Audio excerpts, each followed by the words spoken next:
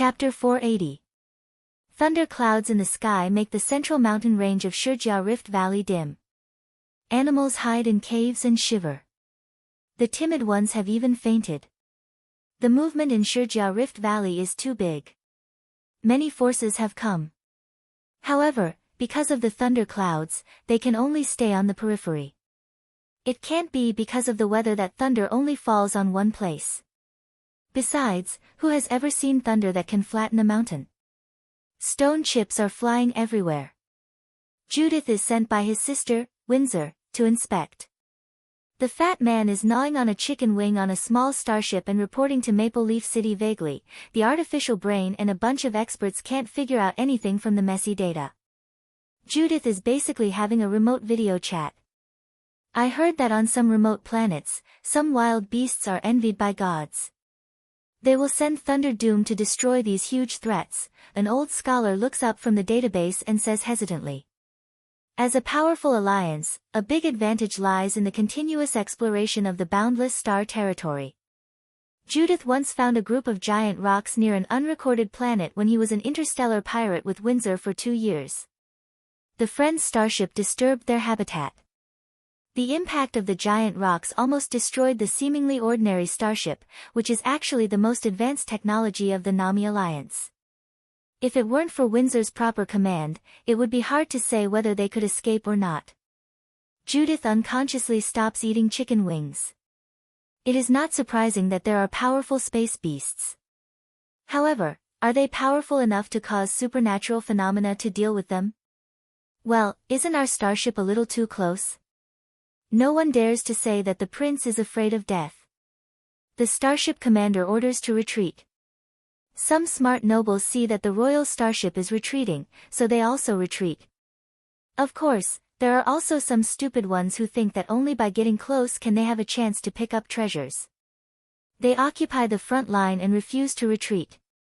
At this moment, the last thunder containing all the power of Thunder Doom falls without warning. When it hits the top of the mountain, even time seems to pause for a short time. Wherever the shock wave goes, the trees are rolled up by their roots. The chaotic electromagnetic field interferes with the system of the airship. Those nobles who come to watch the fun in luxury airships all enjoy the treatment of a small boat in the waves. It's so shameful. The airship actually falls to the ground like a fruit hit by the rain. The onlookers eventually become the fun for others to laugh at. Was the target of this commotion still safe and sound at this moment? When the Thunder Doom attacks, the blue jade floating above Lin Luoran's head absorbs the power of thunder and lightning. Before the last strike, the blue jade suddenly rotates at a high speed and transforms into a person with flesh and blood. The person looks exactly like Lin Luoran. The last lightning strike, which makes the mountains collapse, rocks fly and trees move, hits the Lin Luoran, transformed by blue jade accurately. The jade figure falls to the ground and returns to her original form. At this moment, the tribulation clouds had dissipated, and the thunder and lightning were nowhere to be seen. Suddenly, there was a bright light that rose from the top of the mountain that had been struck by the thunder and lightning.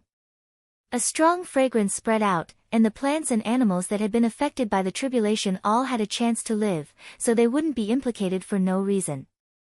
The valley shrouded in the glow is solemn and magical. This scene surprises the Nami people who are lucky enough to see it. Later, it is named Auspicious. It has been passed down for thousands of years under the artistic treatment of the scholars of the Nami Alliance. Lin Luoran is wrapped in the red glow, like a cocoon of light. Her body flickered with multicolored light. Her body was transformed by the nascent spiritual source within her. Her skin, blood, bones, and even her height and appearance were transformed. Advancing to the nascent soul realm couldn't turn a female cultivator into a peerlessly beautiful fairy. It only gave each cultivator a body that was most suitable for them, the most perfect and flawless body that had undergone evolution. The Wakan in her body is slowly transformed into a higher level of meta through the transformation of gathering vitality in her pubic region. It replaces the Wakan in Lin Luoran's body, nourishes her body, and fills her meridians. This time, Lin Luoran's body transformation no longer eliminates black and smelly impurities, but sweats with a strange fragrance. When she finishes the transformation of Meta and opens her eyes, she hears the undisguised joy of the three animals. Linny, you have gathered vitality. Yes, she has gathered vitality. Lin Luoran's old disease has been cured, and she has a new physique. Standing up and walking, she feels her body is light and healthy, like a feather that can't be weighed. The deeper change is that Lin Luoran can feel the joy, anger, sorrow, and joy of all living things within 100 miles. She feels that the changes brought by the gathering vitality period are enough for her to study for a long time. Lin Luoran picks up the blue jade on the ground. The crisscrossed cracks on it remind her of the thrill just now. White Fairy said that this is a treasure belonging to the deep-sea mermaid tribe. The moon in the sea has tears, and the jade is warm on the Lantian sun. Mermaids' tears turn into pearls. In the pool where mermaids' tears are gathered, a Lantian jade can be bred every 10,000 years. It is not a famous kind of jade in Huaxia. This kind of Lantian jade has only one function, to transform itself and suffer for others. This is a treasure that the mermaid tribe never gives to outsiders. Except for the royal blood of mermaids, no one dares to wear it. Because of such a treasure, many cultivators who want to reach divinization have thought about mermaids and mermaids. Mermaids are full of treasures, but they also get into trouble because of their wealth. The disappearance of the tribe is almost irreversible.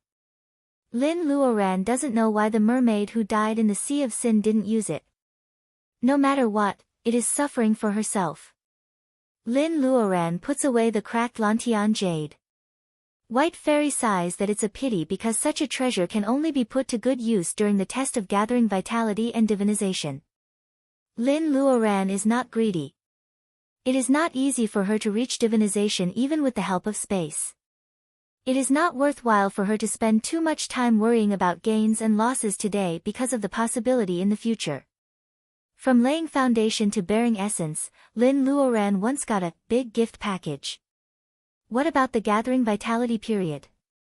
Lin Luoran has an idea and enters space. The original 20 acres of land has changed dramatically. Happiness comes so fast that Lin Luoran feels dizzy. A hill suddenly appears where the small spring used to be. She has planted big trees and ordinary Chinese herbs, all kinds of mushrooms, fungus, and vines on the hill. They grow in the most suitable place for her. The fire pit where the strange fire is has become a real mountain. The strange fire itself has disappeared into space. Lin Luoran can feel the lava of earth fire contained in the mountain. It seems that if she can dig the right place, she can really set up the alchemy furnace to make elixirs. Plants, trees, and spirit herbs that were originally inclined to the nature of fire have been transplanted to the Red Mountain. Between the two mountains, there is a piece of fertile land stretching for dozens of miles. On the edge of the field, Lin Luoran's cabin stands. The spring pool is close to the cabin. The most fertile land is the 2 acres of red land, which is full of spirit herbs and exotic flowers. There are 4 acres of black land, and the rest of the fertile land is yellow land. There is a lake on the edge of the fertile land, bordering the 2 mountains. There are 2 mountains and 1 lake. The rest of the land is still shrouded in thick fog. Lin Luoran can't go there at first glance. The plants she has planted have not changed. Lin Luoran walks to the edge of the yellow land and feels that she has jumped over an invisible barrier. The Reiki is very weak. Lin Luoran has a strange intuition that the 2 new mountains she has got are different not only because of the Reiki content, maybe they have lost the difference of time. In order to confirm her guess, Lin Luoran buries a pumpkin seed on the hillside. She stares at it for a few minutes, but there is no sign of germination. Does this place really lose the benefit of 1 day equals 1 year? Lin Luoran faintly feels that this doesn't seem to be a bad thing. Space can't magically make 2 mountains out of nowhere. Besides, her original, medicine field for time difference still exists. The 2 mountains are like free. What is there for her to be dissatisfied with? Besides, Maybe the lake can also be used to raise fish. It is just a small realm from the late bearing essence period to gathering vitality, but space gives her a big world in return. The 3 fire phoenixes are drooling on the edge of the fertile land. When can you gather the 5 elements? Fire Phoenix looks at the red stone mountain with hot eyes. Lin Luoran looks at the 2 mountains and 1 lake that suddenly appear and suddenly realizes. Green Mountain, Earth Fire, and Lake. Do they belong to Wood Wolf, Fire Phoenix, and Silver Fish? When she finds the mythological beasts of earth and gold, the 5 elements of space will be gathered. Maybe it is not only the space environment that will change, right? Lin Luoran draws inferences. She thinks of the tricolor plum petals shining between the eyebrows of her gathering vitality in pubic region. Obviously, she still lacks the nature of earth and gold. Chapter 481.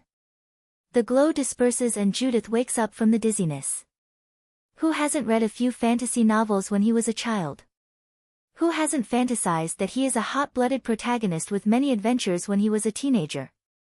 Anyway, the glow in Prince Judith's eyes has changed his impression of the collapsed mountain from a monster to the birth of a treasure. Search. Search the entire mountain. Find out what's so magical about it. The nobles are itching. Unfortunately, this is Shurjia Rift Valley, which belongs to the royal family. Prince Judith always has a bad table manners. He doesn't care who you are. When he loses his temper, he really doesn't save people any face. The nobles can only drool while staying at the excavation site in the name of watching. They don't want to leave. Judith has gained a lot this time. Rocks are rugged and the mountain has been blown into a mess. First of all, he has caught 2 evil mercenary groups.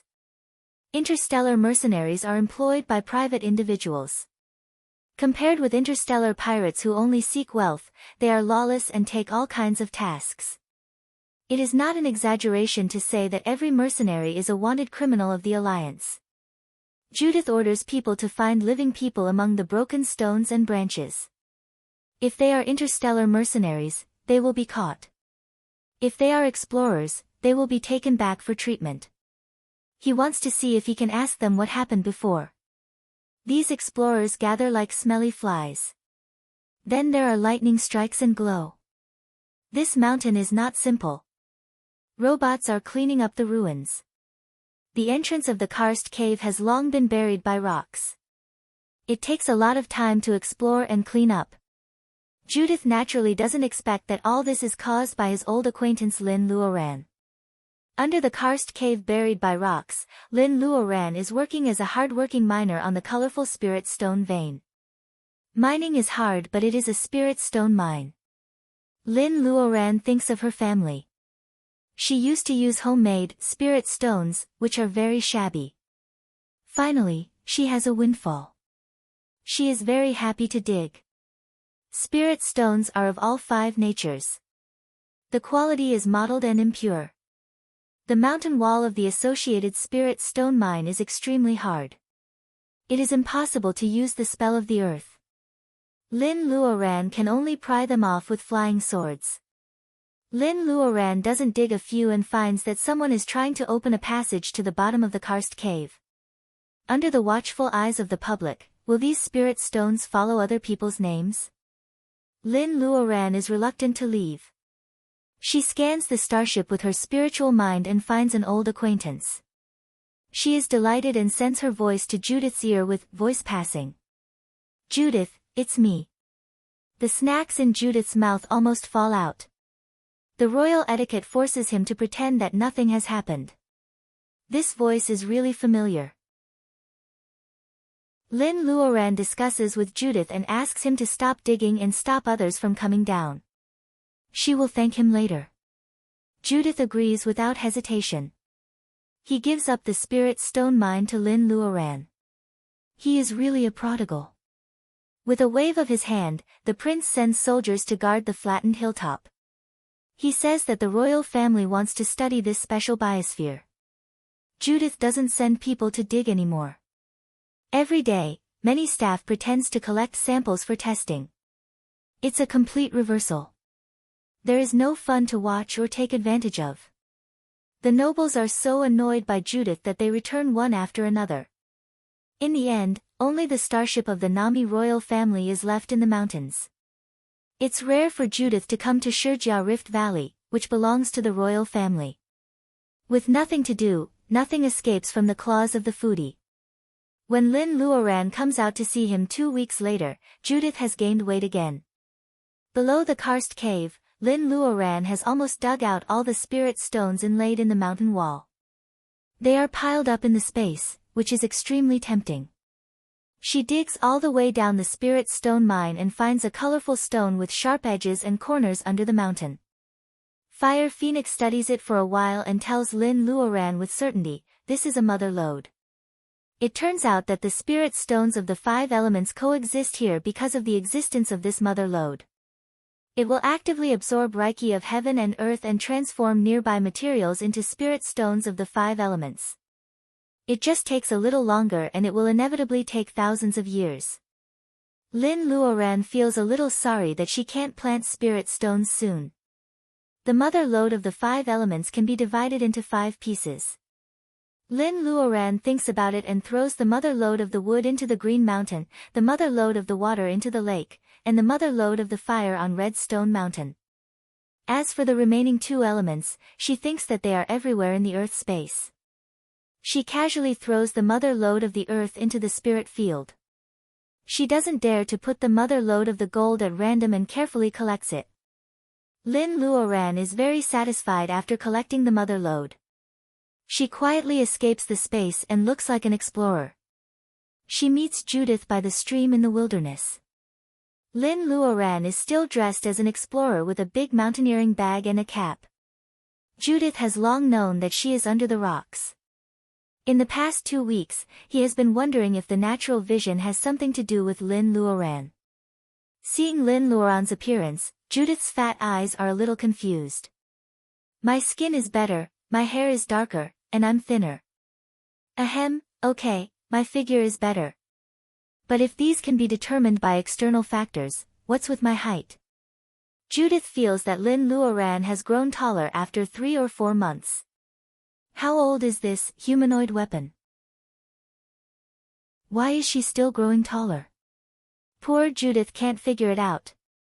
He still invites Lin Luoran to go back to Maple Leaf City with him as agreed before. After leaving some experts in the canyon, the royal starship returns. Judith is somewhat reluctant to leave this game paradise. The starship runs slower than a tortoise. His Royal Highness returns to Maple Leaf City with the mood of sightseeing. It is less than an hour's journey, but the starship flies for a whole week. Lin Luoran remembers Judith's previous friendship.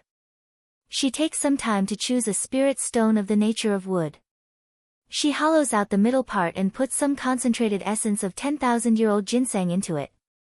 She melts gold into a chain and uses the spirit stone as a gem to make a long necklace with a simple style. The nature of wood focuses on life. The power of ginseng will slowly penetrate into Judith's body day after day. Wearing this kind of necklace for a long time will benefit Judith a lot from practicing body arts and prolonging his life. Lin Luoran is not a stingy person. Judith covers for her. She has dug countless spirit stones under the karst cave. The Nami royal family is very poor. Lin Luoran makes 3 such necklaces and gives them to Judith. The fat man begins to dislike the necklace and he is very dissatisfied. He hopes to exchange the reward for a few delicious meals. Lin Luoran doesn't know whether to laugh or cry. She even forces him to accept it. In fact, such a necklace is worth exchanging for a lifetime of delicious food in the eyes of knowledgeable people. The prince is so short-sighted. Now that she has gathered vitality, Lin Luoran may set off to return to the earth at any time. In her current state of mind, most of the things on Nami Star are beautiful after exaggeration. Lin Luoran sighs when she looks at Judith, who only cares about delicious food. She always has a lingering nostalgia for the people she has been with. When will you ask your sister to come to the castle for dinner? After getting along with her for a few days, Judith feels the change of Lin Luoran. He doesn't know the advancement of cultivators, but he finds that the woman in front of him is as vigorous as a mountain and as vast as a star. He can't see through her. He remembers that Windsor once said that the woman who walks in the stars will light up Nami. Time is too short. The small Nami star can't keep such a strange woman. Thinking of the bright light after the thunder and dark clouds half a month ago, he feels that something important has happened on Nami star because of the person in front of him. However, they can't know it. The fat man is a little sad. Is this the gap between mortals and humanoid weapons? Congratulations, Aunt Lin. Ma Yiming looks respectful and he doesn't hide his joy. Aunt Lin, have you really gathered vitality? Ma Shuang is curious and inquiring. Lin Luoran stands there quietly. Even the air has a fragrance. Are Reiki molecules actively approaching her? In the blink of an eye, a little female cultivator has reached gathering vitality from the laying foundation period. Cyan Little Fox sighs like an old man. It will never admit that it was wrong in the past. A weak female cultivator has become a gathering vitality cultivator in the blink of an eye. Colin Weir takes the gift with joy. It is a medicine chain of better quality than the necklace Judith got. Wearing it on his neck, he immediately feels refreshed. By the way, miss, your uncle is here. Colin Weir finally remembers the business. The smile on Lin Luoran's face freezes and her eyelids twitch violently. Mr. Lin is the only son of the third generation of the Lin family. How can she have an uncle? The horse's hooves are leisurely. An old man riding a white horse appears on the other side of the grassy slope. He is wearing a noble knight suit, but his hair is as messy as a chicken's nest. His pug nose is shiny in the spring breeze. The great truths, the grocery store, the man claiming to be her uncle, and the winking of Cyan Little Fox. Lin Luoran can't guess who the old man in front of her is. Liao, we haven't seen each other for a long time. Chapter 482. Liao has always insisted that he is the Lord of the Blue Waves.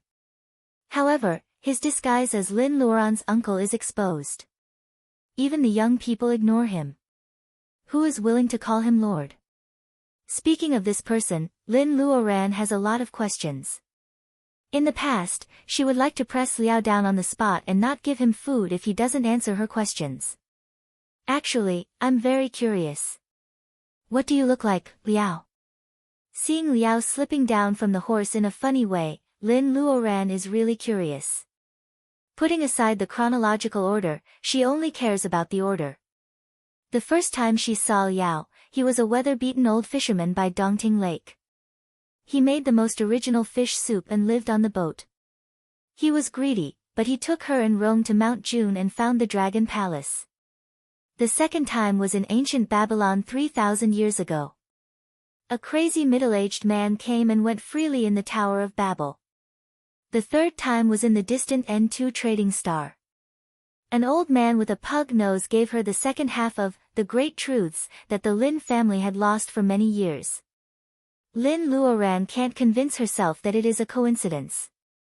After many years, Liao is still the same old Liao. Lin Luoran is a gathering vitality cultivator.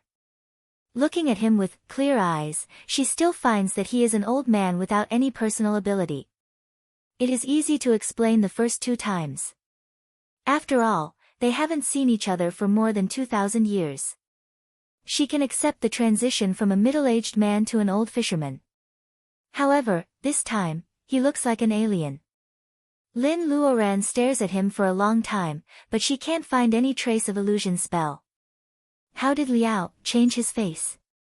When Liao slips down from the horse, he is almost kicked by the horse's hoof. The demeanor of a master that he pretends to be is gone. The old man doesn't care that there are juniors here. He says shamelessly, I have helped you a lot. You have to take care of me when I am old. Lin Luoran coughs. An old monster who has lived for 3,000 years. Maybe Liao is still alive when she dies. It is hard to say who will take care of whom. Yes, thank you. Since you don't mind calling yourself uncle, can I call you Uncle Liao? The Dragon Palace suddenly recognizes her as its master, and it must have something to do with Liao. Without this experience, she would not be able to apotheosize herself. In the years when the earth was in turmoil, the Lin family had no place to stay. Liao is very satisfied with Lin Luoran's attitude. He glances around proudly. Lin Luoran has recognized him as her uncle. These juniors are relieved in their hearts. In the past few months, they have not been taken advantage of by this old man who is full of nonsense. Several people surround Lin Luoran and Liao to go back to the castle. Lin Luoran is a new gathering vitality cultivator. The four young people want to celebrate. Liao agrees very much. He says that he hasn't eaten authentic Huaxia food for a long time and encourages Lin Luoran to cook for him. Lin Luoran doesn't say yes or no. She says that she will invite Windsor and her brother to dinner tomorrow. Everyone can deal with it first and have a big meal tomorrow. Colin realizes at once that Lin Luoran is going to leave. The former nobleman of the Caesar Star was getting farther and farther away from Colin. Along the way, the interstellar travel not only broadened Colin's vision, but also his desire to stand out in the family. He had an ignorant, extravagant thought in his heart. He envied the brother and sister of the Ma family who could cultivate. Who in this world can stay alive? People fight for power and status in the world. As the old Huaxia saying goes, in the end, it is just a cup of yellow soil. However, Colin also knows that the Alpha Alliance has studied cultivators for so many years. One thing is certain about cultivators.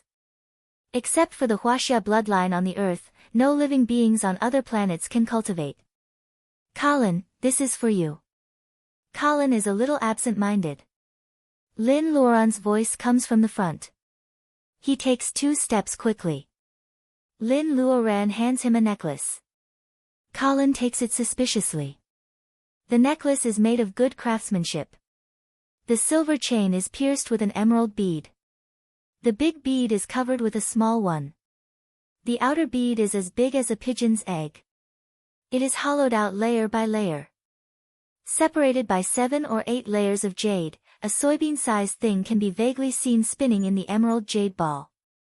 A strong smell of medicine comes. Colin is refreshed. He only feels refreshed and indescribably peaceful. Liao turns his head and says, the essence of 10,000-year-old ginseng. Niece, you are so generous. Why don't you give your uncle too? Colin almost falls down on his head. 10,000-year-old ginseng. Hearing it makes his legs weak. Lin Luoran takes out a more delicate jade necklace of the same style and hands it to Han Weiya. Seeing Ma Shuangshuang staring at it eagerly, Lin Luoran explains with a smile, you have also begun to cultivate. I hope you can rely on your own strength to strengthen your body. Ma Yiming nods sensibly. Even Ma Shuangshuang understands. Lin Luoran and her brother are both cultivators. Refining their bodies with Reiki is the right way. Han Weiya is her good friend. Even the glib Colin is a good brother. They don't have personal ability, so it's normal for Aunt Lin to care more about their bodies. After thinking it through, Ma Shuangshuang doesn't care about it anymore. She enters the castle and freshens up. However, Lin Luoran remembers that she has to teach the siblings of the Ma family their homework. She has been away for a few months. Ma Shuangshuang can now cast spells like Rejuvenation of the Earth instantly. Even Ma Yiming can face the enemy head-on. Han Weiya holds the medicinal jade necklace given by Lin Luoran and loves it. She says happily, Aunt Lin, during the days when you were away, I could see Brother Yiming and Shuangshuang working hard on the mountain on the other side of the manor. Even Cyan Little Fox can't help but snort. It says that the siblings of the Ma family practice spells and they have ruined the forest across the river. Now the fiercest black panther in the forest also turns its head and runs away when it sees Ma Shuangshuang. It is so afraid of this little girl who can catch it and then let it go again and again. Lin Luoran is very satisfied, but she jokes, you have ruined the mountain of the Nami royal family. You have to entertain the little fatty well tomorrow. Ma Shuang Shuang nods. People are the creatures that are most likely to bond. Judith often comes to the manor to eat. These young people have a good relationship. Ma Shuang Shuang also knows that Lin Luoran gathers vitality. The day of leaving Nami Star is approaching. Thinking of parting, she really feels sad. Everyone has this idea. They all want to entertain the Windsors well tomorrow. They ask Lin Luoran some interesting things on the road. They are excited for most of the night and then they go to bed. The spring temperature is pleasant. The night breeze blows and the newly grown pasture around the castle is swaying in the wind. Liao is embarrassed on horseback during the day. At night, he runs out to practice horsemanship. Lin Luoran feels that he is like an old child, so she follows him openly. Uncle Liao, I have a lot of questions in my mind. If I don't ask them clearly, I really can't sleep. Can you solve my doubts? Liao looks like an alien but feels at ease. He smiles widely. Do you want to ask me about the Tower of Babel? Lin Luoran thinks of something, but she shakes her head. I want to ask you the most. Why did you give the Dragon Palace to me? Liao is stunned and then laughs. I have been guarding the Dragon Palace for the old dragon in Dongting for many years. Now that someone has taken it over, of course, I have to get rid of it quickly. Is that all? Lin Luoran thinks it has a lot to do with the ginseng she gave to Liao as compensation in the Tower of Babel. However, the old man will not admit it. She lowers her head and thinks for a while. The second question, Uncle Liao. Even counting from ancient Babylon, you are 3,000 years old this year. A cultivator of the gathering vitality period can only live for 1,000 years. I have never heard of cultivators above the divinization period. I am very curious about your background. To be honest, Liao is really nice to her. However, he has the nameless medicine book of the Lin's family. It is hard for Lin Luoran not to think that he is an old friend of the Lin's family. She has a vague idea in her mind that Momo may be the ancestor of the Lin's family. Otherwise, how could the great truths and sacred pearl space fall into her hands for no reason? These questions have been buried in Lin Luoran's heart for a long time. She hopes that Liao can solve some of these mysteries. Liao's pug nose looks red and swollen in the moonlight. The old man doesn't answer her question but asks Lin Luoran for wine. Lin Luoran asks for something, so she doesn't hide it. She takes out the top-grade monkey wine given by the old monkey in the past. Liao is so greedy that his nostrils flare. He drinks up a jar of wine in a short while. Out of Lin Luoran's expectation, this old monster's capacity for liquor is surprisingly poor. After drinking the monkey wine, he soon becomes tongue-tied. I know you are actually suspicious. No one will believe it. I even forget how old I have lived. You know, I don't feel the sense of the end of my life at all. I am afraid that I have to live endlessly like an old tortoise. If you are a junior, I am afraid that you will die of happiness. You can have an endless lifespan, but what's the point if you can't remember who you are? To tell you the truth, I have lived for a long time and got a lot of things by chance. Whether it is the Dongting Dragon Palace or the stupid book of the Lin's family, they all came to me by themselves. Do you think I am willing to care about your stupid things? I have seen the earth change little by little, witnessed many secrets of the mortal world and the world of cultivation, and have a belly full of other people's secrets. My surname is Liao, or something else. In fact, I don't even know it myself. Don't you think I am pitiful? Liao talks a lot. In the end, he cries without caring about his image and falls asleep on the grass. Chapter 483. Good morning, Grandpa Liao. Ma Shuang smiles sweetly. Liao wakes up from a hangover and finds that everyone is very enthusiastic to him. He subconsciously holds his money bag tightly.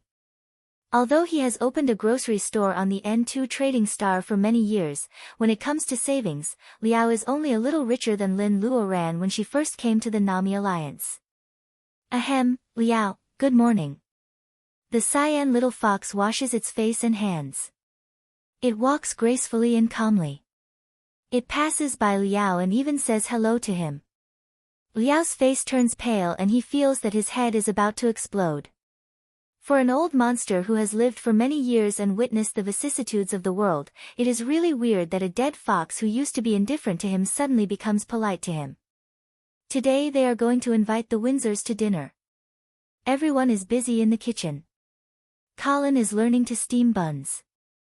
It is really not easy for an alien to knead dough. Everyone in the kitchen laughs a lot. Liao is confused. He sees Lin Luoran mixing stuffing. Liao twitches his nose and smells the familiar pork and leek stuffing.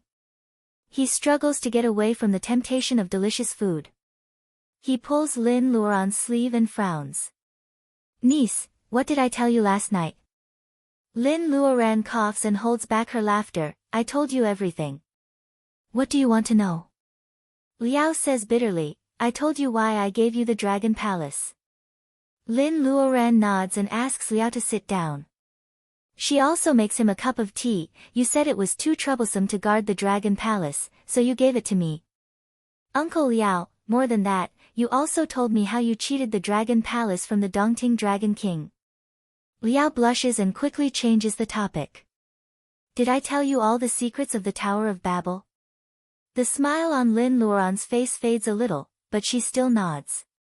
Even Liao doesn't know when the Tower of Babel appeared on the bank of the Euphrates River. Last night, Liao was drunk and said that the Tower of Babel is not only an interstellar transmission circle, but also the last line of defense set by an unknown mighty for the earth. To open the shelter of gods in the Tower of Babel, in addition to enough Reiki, we also need 5 cultivators with single Taoist root and all 5 elements. Lin Luoran's heart is pounding. Only when Guanjing, Luodong, Li Shi, Chui Wanlu, and then from the Qingqing Taoist temple have a single Taoist root. The shelter of gods did happen. It also destroyed most of the mutant monsters and the coalition forces of the Alpha Alliance. The Earth had more than 200 years to recover. Liao's words and the crazy Taoist's message confirm each other. Since the shelter of gods can be opened, it means that the 5 people with single Taoist root of 5 elements are all alive before this. But last night, you didn't tell me how to open the Tower of Babel again after it is closed. Lin Luoran stares at Liao, and the latter turns his face away unnaturally. Now is not the time. Liao is so mysterious that he tries to change the topic. Lin Luoran looks at the beautiful arch roof of the castle and is lost in thought. You know what I want to ask. Liao is very embarrassed. He scratches the back of his head. Your family followed the little Taoist of the Jiuli tribe into the Tower of Babel. The Tower of Babel has been closed for these years. I am not an immortal. How can I know what will happen? They might have gone to ancient Babylon like you, or they might have gone to the future world thousands of years later. They might even be lost in time and space. Even if you can open the Tower of Babel again, without the star chart, you won't be able to control it. Star Atlas? Lin Luoran is stunned. She seems to be in disbelief. Liao sighs. The last time we met, I went to Babylon to trick the old priest to help me find the Star Atlas. Unfortunately, you messed up my plan by traveling through time and space. The Star Atlas is lost. Lost? Liao opens his eyes wide as if he has seen a ghost. Lin Luoran's hand is holding a jade staircase full of small cracks. The green light is dim. The crazy Taoist once said that this thing is Star Atlas. She has seen similar starlight spots on the dome of the Tower of Babel. Is this what you're talking about? Liao rubs his eyes. Why is this thing in your hand? Lin Luoran thinks for a while and tells Liao what happened in the Kalahari Desert. Liao sighs again and again. The world makes fools of people. Sure enough, everything has its own destiny under the Tao. He has the same opinion as Lin Luoran. At that time, the fake saintess and the ancestor of the monsters of Wood walked into the stone gate of the Tower of Babel together. With their personal ability, it was easy for them to pass the transmission test of the Tower of Babel. The ancestor of the monsters of wood disappeared and never appeared in the world again. He must have been transmitted away by the Tower of Babel. However, the fake saintess was later sealed in the underground world of the Kalahari Desert by the Joli tribe. It can be seen that she must have come out at that time. Not only that, the fake saintess also found the star atlas at that time. Maybe because of it, she actually gave up the chance to return to her hometown. Lin Luoran holds the jade staircase and her eyes are shining. After confirming with Liao, many doubts that she couldn't figure out before make sense.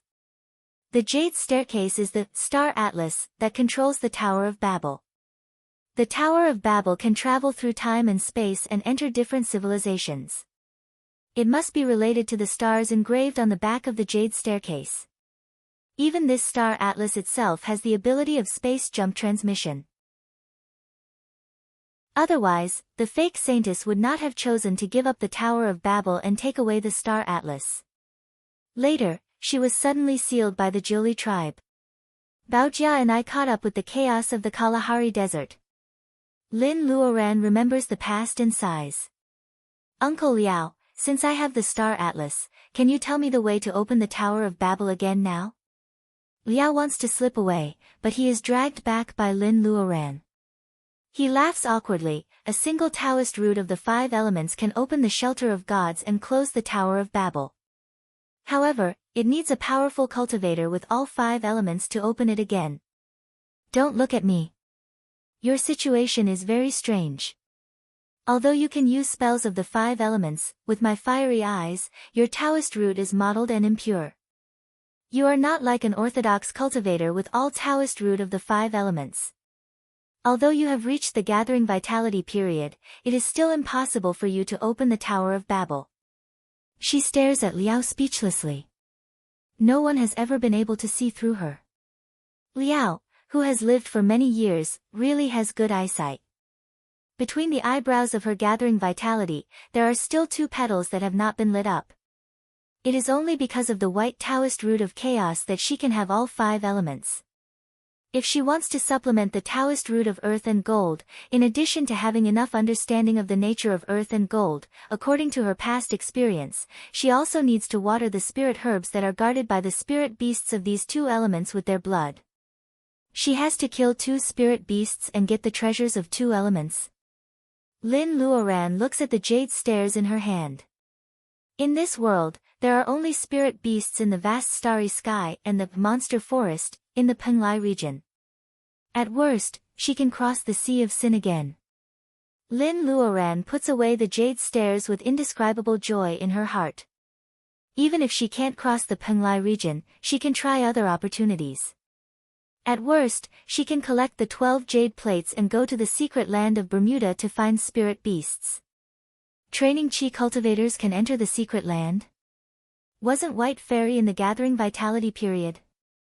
Since she will go there, Lin Luoran has confidence in herself. Wait, was it the fake saintess who made the disappearance of the gathering vitality cultivators 1,000 years ago? Or did they teleport away through the Tower of Babel? Uncle Liao, on our way here, we got lost and accidentally entered a primitive wild planet. We saw the remains of a senior cultivator who was probably in the divinization period. Liao frowns. The disappearance of the gathering vitality cultivators 1,000 years ago. It may not be the fake saintess's doing, and they may not have teleported away through the Tower of Babel. Since the Han Dynasty, the Earth's Reiki has declined, and some people have been preparing for migration. The cultivator's remains you saw should not belong to a divinization cultivator. Seeing that Lin Luoran is staring at him curiously, Liao hesitates for a long time. He feels that as a gathering vitality cultivator, it is the right time for Lin Luoran to hear some secrets. He gestures for Lin Luoran to refill the teacup. Liao holds the teacup and thinks for a while before he straightens out his thoughts. Let's put it this way. You know that I have lived for a long time. Even if I don't have personal ability, I can always know some secrets. Do you know where cultivators go when they ascend to the heavens after divinization? Lin Luoran is stunned by Liao's question. She has thought about this question for a long time. It is not easy to live a long life, and it is difficult to improve personal ability. Those divinization cultivators who only exist in teleportation. Where do they go after they ascend to the heavens by breaking the void? After seeing the remains of Danling Taoist, Lin Luoran's so-called ascension is to leave the earth. However, according to Liao, Danling Taoist on the wild planet can't be a divinization cultivator. Does it mean that the place where divinization cultivators go is just like the crazy Taoist's message? The place where they go through the Tower of Babel is not only far away but also restricted by the law. Chapter 484. The mystery of the Huaxia civilization can be reflected in the Huaxia language. For example, the word jia can be used as a noun or a verb. There are many interpretations in a noun. The jia mentioned by Lin Luoran is the division of a special realm for cultivators. Just like the Dragon Palace, the secret land of Bermuda, and Mount Penglai, one of their nodes is connected to the earth. In fact, it is a self-contained world inside. The influence of the earth's environment depends on the connection. The world of cultivation is special. It has always existed on the earth. However, the world of cultivators is different from that of mortals. That's why it is called jia. To talk about the place where divinization cultivators go, I have to start from the beginning. The kitchen is very lively. Several young people are laughing and making delicious food. Lin Luoran and Liao are sitting in the living room.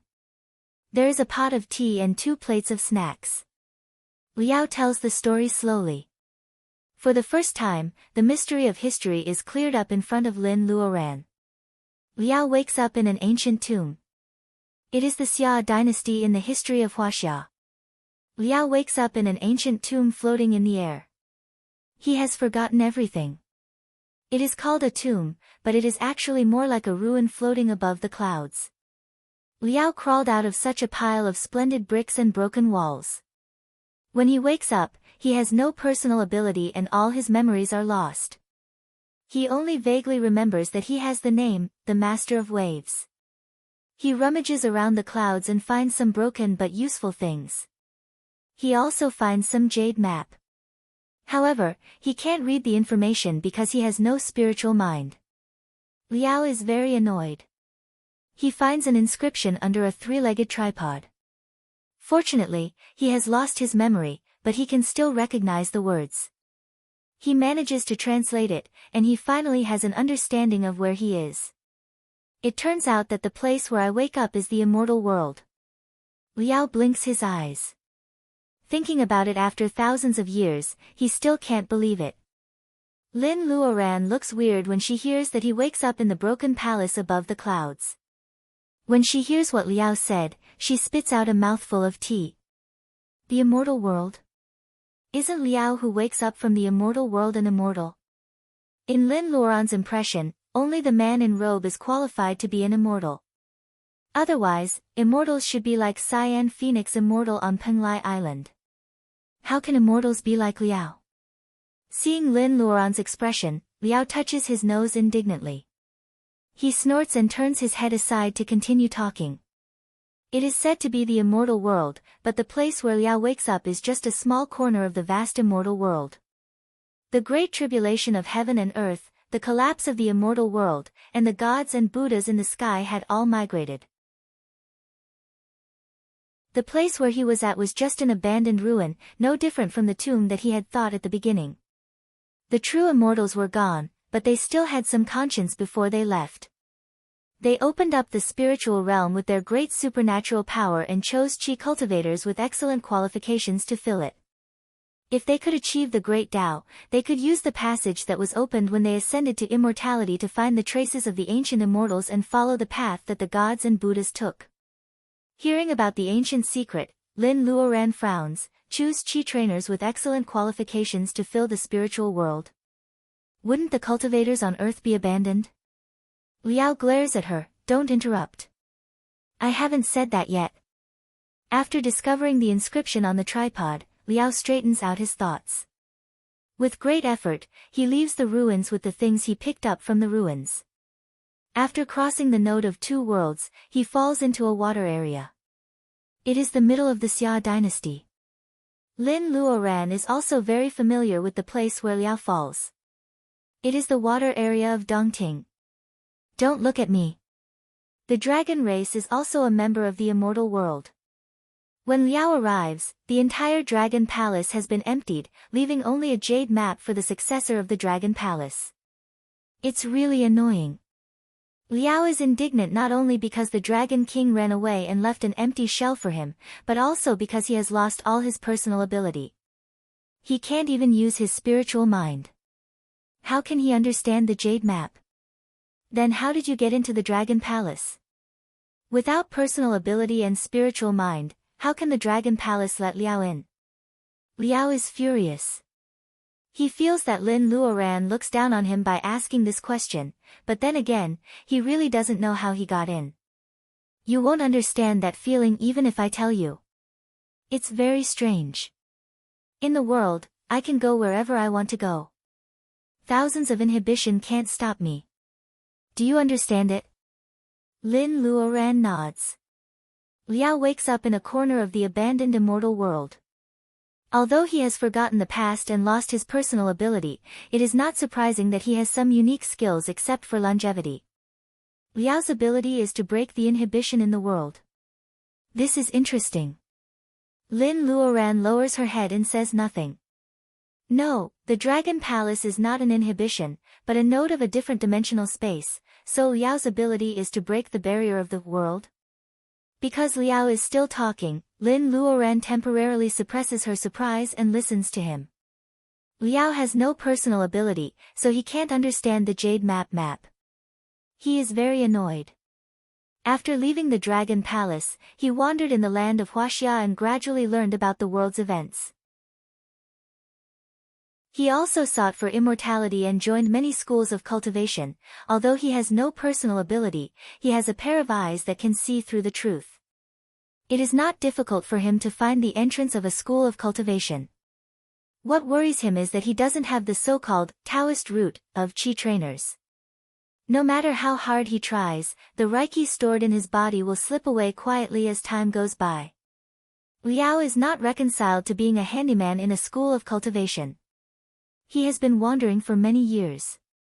Although he still can't solve the problem of personal ability, his ocean of consciousness is a little loose after an adventure.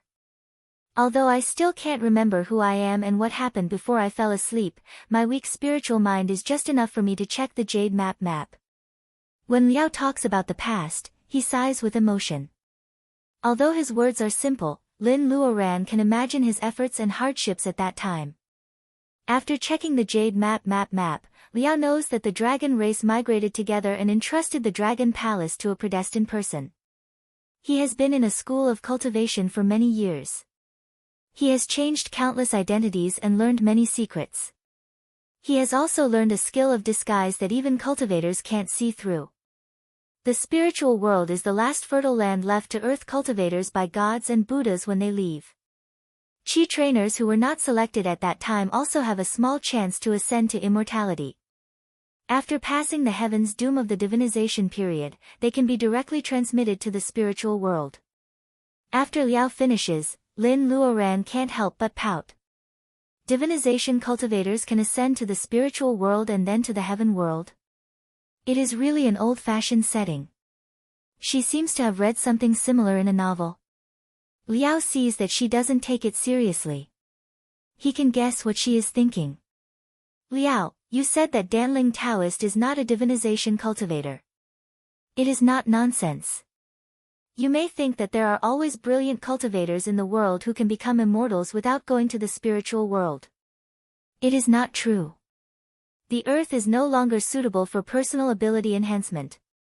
In addition to the change of Reiki, the Tao of nature has gone crazy. When cultivators on the earth go through the heaven's doom, the doom cloud will go crazy.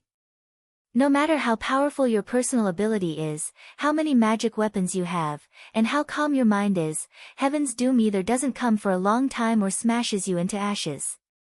Ascending to immortality in the spiritual world is not a heaven's doom, but a transmission circle set up by gods and Buddhas to guide cultivators whose personal ability is about to reach the bottleneck to the new immortal world. Lin Luoran is so absent-minded that she almost knocks over the teacup. Do you mean that if cultivators of the divinization period don't ascend to the spiritual world, they can't go through the heaven's doom even if they reach the bottleneck on the earth? In this way, even if she has space and the help of the heaven's doom, she still has a long way to go if she wants to live freely in the world in the future, right? Besides the earth, there is still the spiritual world. She can't be an immortal without going to the spiritual world. Did the cultivators of the gathering vitality period and the powerful figures of the monster race in the Tang dynasty also go to the spiritual world? A cup of tea is tasteless, and the fragrance of food comes from the kitchen. Before Liao can answer, Lin Luoran's spiritual mind has noticed the sound of horses' hooves. The guests she invites today have arrived at the manor. Lin Luoran stands up. Liao stuffs the last piece of cake into his mouth and says vaguely, "They received an edict. Someone who claims to be a true immortal will take them to a paradise for personal ability enhancement. You are also very familiar with that place. It is Penglai overseas." Chapter 485. Lin Luoran subconsciously refutes Liao's statement. She can't guarantee other places, but she has been to the Penglai immortal world in person. There are people living there. However, there are no cultivators in a country that advocates warriors. The transmission of immortals happened thousands of years ago. Mortals like to regard cultivators as immortals. If the gathering vitality seniors of the Tang dynasty went to Penglai, there will always be traces left in the mortal world unless they don't walk in the 3 countries of Penglai at all. The time doesn't match. Lin Luoran refutes Liao, but she has no time to ask in detail. The horse team coming from a distance has arrived in front of the castle. In addition to the Windsors, there is also the king's carriage. The 3 most important members of the royal family are dispatched, and the entire castle is heavily guarded. This is very different from the farewell banquet Lin Luoran expected. She doesn't bother to hide her slight displeasure. However, the king of Nami gets off the carriage and apologizes gracefully. Lin Luoran's dissatisfaction disappears in an instant. Sure enough, no matter how high her personal ability is, she is still a commoner subconsciously. Lin Luoran invites them to sit down. The life of the Nami nobles can be called extravagant. The big dining table for the banquet is long and wide. Lin Luoran doesn't use it. Even if they have a farewell banquet, they will not feel alienated from each other. In the center of the round table, there is a long-necked white porcelain vase with a half-open peach blossom inserted in it. It is graceful but not charming. King Windsor II of Nami nods and praises it generously. Such a beautiful vase. Is it from Miss Lin's hometown? The porcelain of Huaxia was once popular throughout Europe. The appreciation in Windsor II's eyes is not necessarily false. Lin Luoran is a craftsman. She only burned these pure porcelain vases without flowers. She also likes them very much. Hearing the king asking about her hometown, Lin Luoran feels emotional. She always thinks that what she cares about is the beautiful land of the past. However, now there are only scorched earth and mutant monsters left on the earth. She still misses it so much. Even if Nami's star is picturesque and similar to the species on the earth, it is not the earth. Ma Shuangshuang and Han Weiya are serving dishes. Lin Luoran introduces Colin, Ma Yiming, Liao, and Cyan Little Fox to Windsor II. Windsor II's attitude is so appropriate that people can't make mistakes. Today, they work together to cook. The dishes they cook are not limited to traditional cuisines. The recipe is provided by Xiaoji. As Zhu Jun's base, this guy has been on the earth for many years. While collecting mineral resources, it also steals a lot of information about the Huaxia civilization. The Alpha Alliance also wants to find the method of cultivation from the ancient Huaxia books. Ma Shuangshuang makes kung pao chicken and boiled fish. The chicken is caught in the mountains and her brother Ma Yiming goes to the river to catch the fish. The bright red color makes Judith swallow his saliva shamelessly regardless of his father's gaze. Ma Yiming is very lazy. He makes fried steak. Black pepper is not easy to find. He improves it. Although it is delicious, it has some taste which makes fried steak become a common dish. Han Weiya makes dongpa pork and West Lake fish in vinegar. These are the famous dishes of Jiangxia before the new era. The Han family's ancestral home is on the coast of Jiangxia. These two dishes are also Han Weiya's specialties. As for Colin, it is really difficult for an alien to make dumplings and steamed buns. Poor Weir. Colin is clumsy. He kneads the dough all night last night. Lin Luoran mixes the dumpling fillings and steamed buns. She believes that the taste can make people ignore the irregularity of the shape. The dumpling fillings are pork cabbage, beef celery, egg chives, and fresh mushrooms and fungus. The dipping dish is made with homemade balsamic vinegar.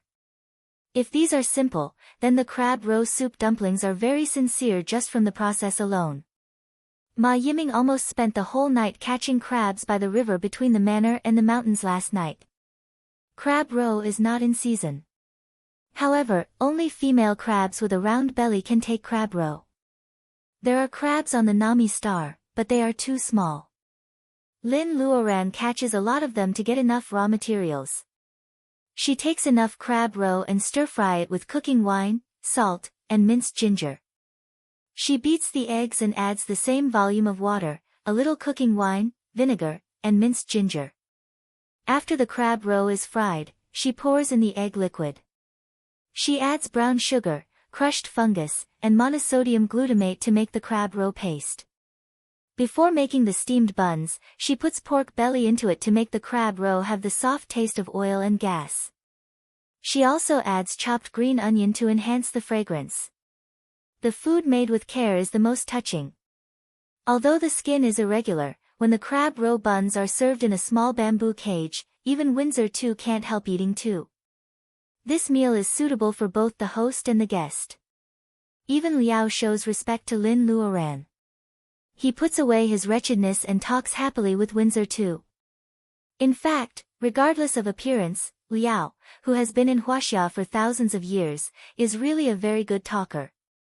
Windsor too talks about the porcelain displayed by Lin Luoran. He can tell the different characteristics of the 5 famous kills of Ru, Gu, Ding, Jun, and Guan in the Song dynasty. He can also tell how dazzling the blue and white porcelain of the Yuan dynasty is. The exquisite porcelain of the Ming dynasty is the peak of the hollowed-out craft in the Xuande period, and the pastel porcelain of the Kangxi, Yongzheng, and Qianlong period. When Windsor too talks about the mythological system of the Nami alliance, Liao vividly describes the daily life of immortals in Huaxia civilization who can move mountains and seas and drink dew. Liao with a pug nose, who has not changed his appearance, is regarded as a confidant by Windsor too with his broad knowledge. Several young people who have been familiar with Liao's true face after getting along with him for a few months secretly feel a stomachache. The hometown of Miss Lin and Mr. Liao is really attractive. Windsor too has just recovered from a serious illness. He has not gained weight for a few months, but his spirit is much better. When he says this, he is more sincere with Liao's knowledge. Lin Luoran raises her glass to Windsor too. I also hope that one day when my hometown is restored to its original appearance, you can bring the princess and the 3rd prince to the Alpha Alliance. Windsor too readily agrees. With the knowledge of the Nami royal family, the king secretly shakes his head when Lin Luoran says that her hometown is only a rank 1 member star of the Alpha Alliance. In Windsor too's view, with Lin Luoran's strength and Liao's knowledge, how can their home star only be a rank 1 member star forever? The development of the Alpha Alliance has also gone downhill in recent years. From the point of view of a talent like Lin Luoran, the ruling high-level officials of the Alpha Alliance are really short-sighted to judge her home star as a rank 1 member star. Invasion and colonization are a must for every galaxy alliance. However, material possession cannot unite the alliance. In the thousands of years of the Nami royal family's rule, they have left a lot of blood and tears experience. Windsor too is pushed by others and he is in a daze for a while. After cleaning up the dishes, Lin Luoran officially says that she wants to leave. Windsor takes advantage of the king and Liao talking happily and winks at Lin Luoran, indicating that the agreement between the two is still valid. Lin Luoran laughs and quietly gives Windsor a sorted out, the secret history of Zetian. The alliance has something in common with the feudal empires of ancient Huaxia, but it is more open-minded. What Windsor needs to learn is not the ruthlessness of Queen Zetian. Judith is very reluctant to let her go. Ma Shuangshuang comforts him. There is an old saying in our hometown that all good things must come to an end. When you are free on the Nami star, you can also come to the earth to see us. Judith remembers the coordinates Ma Shuangshuang said firmly in his heart. 3 days later, Lin Luoran takes everyone to Satellite Star 1. The Edward starship has been filled with fuel. This starship is not very luxurious, but Princess Windsor and Prince Judith come to see it off. If someone knows it, the safety factor of the Edward starship will increase a lot during its journey in the Nami Alliance. It is rare for the Heidel family to plot against the royal family openly in the Nami Alliance. After all, the Nami star has controlled the alliance for many years. Its strength is not comparable to that of a few emerging planets. It has the most advanced technology and the strongest army, which is enough to deter thieves. Seeing the Windsor siblings wave, Lin Luoran looks at the shy red-haired young man Derek.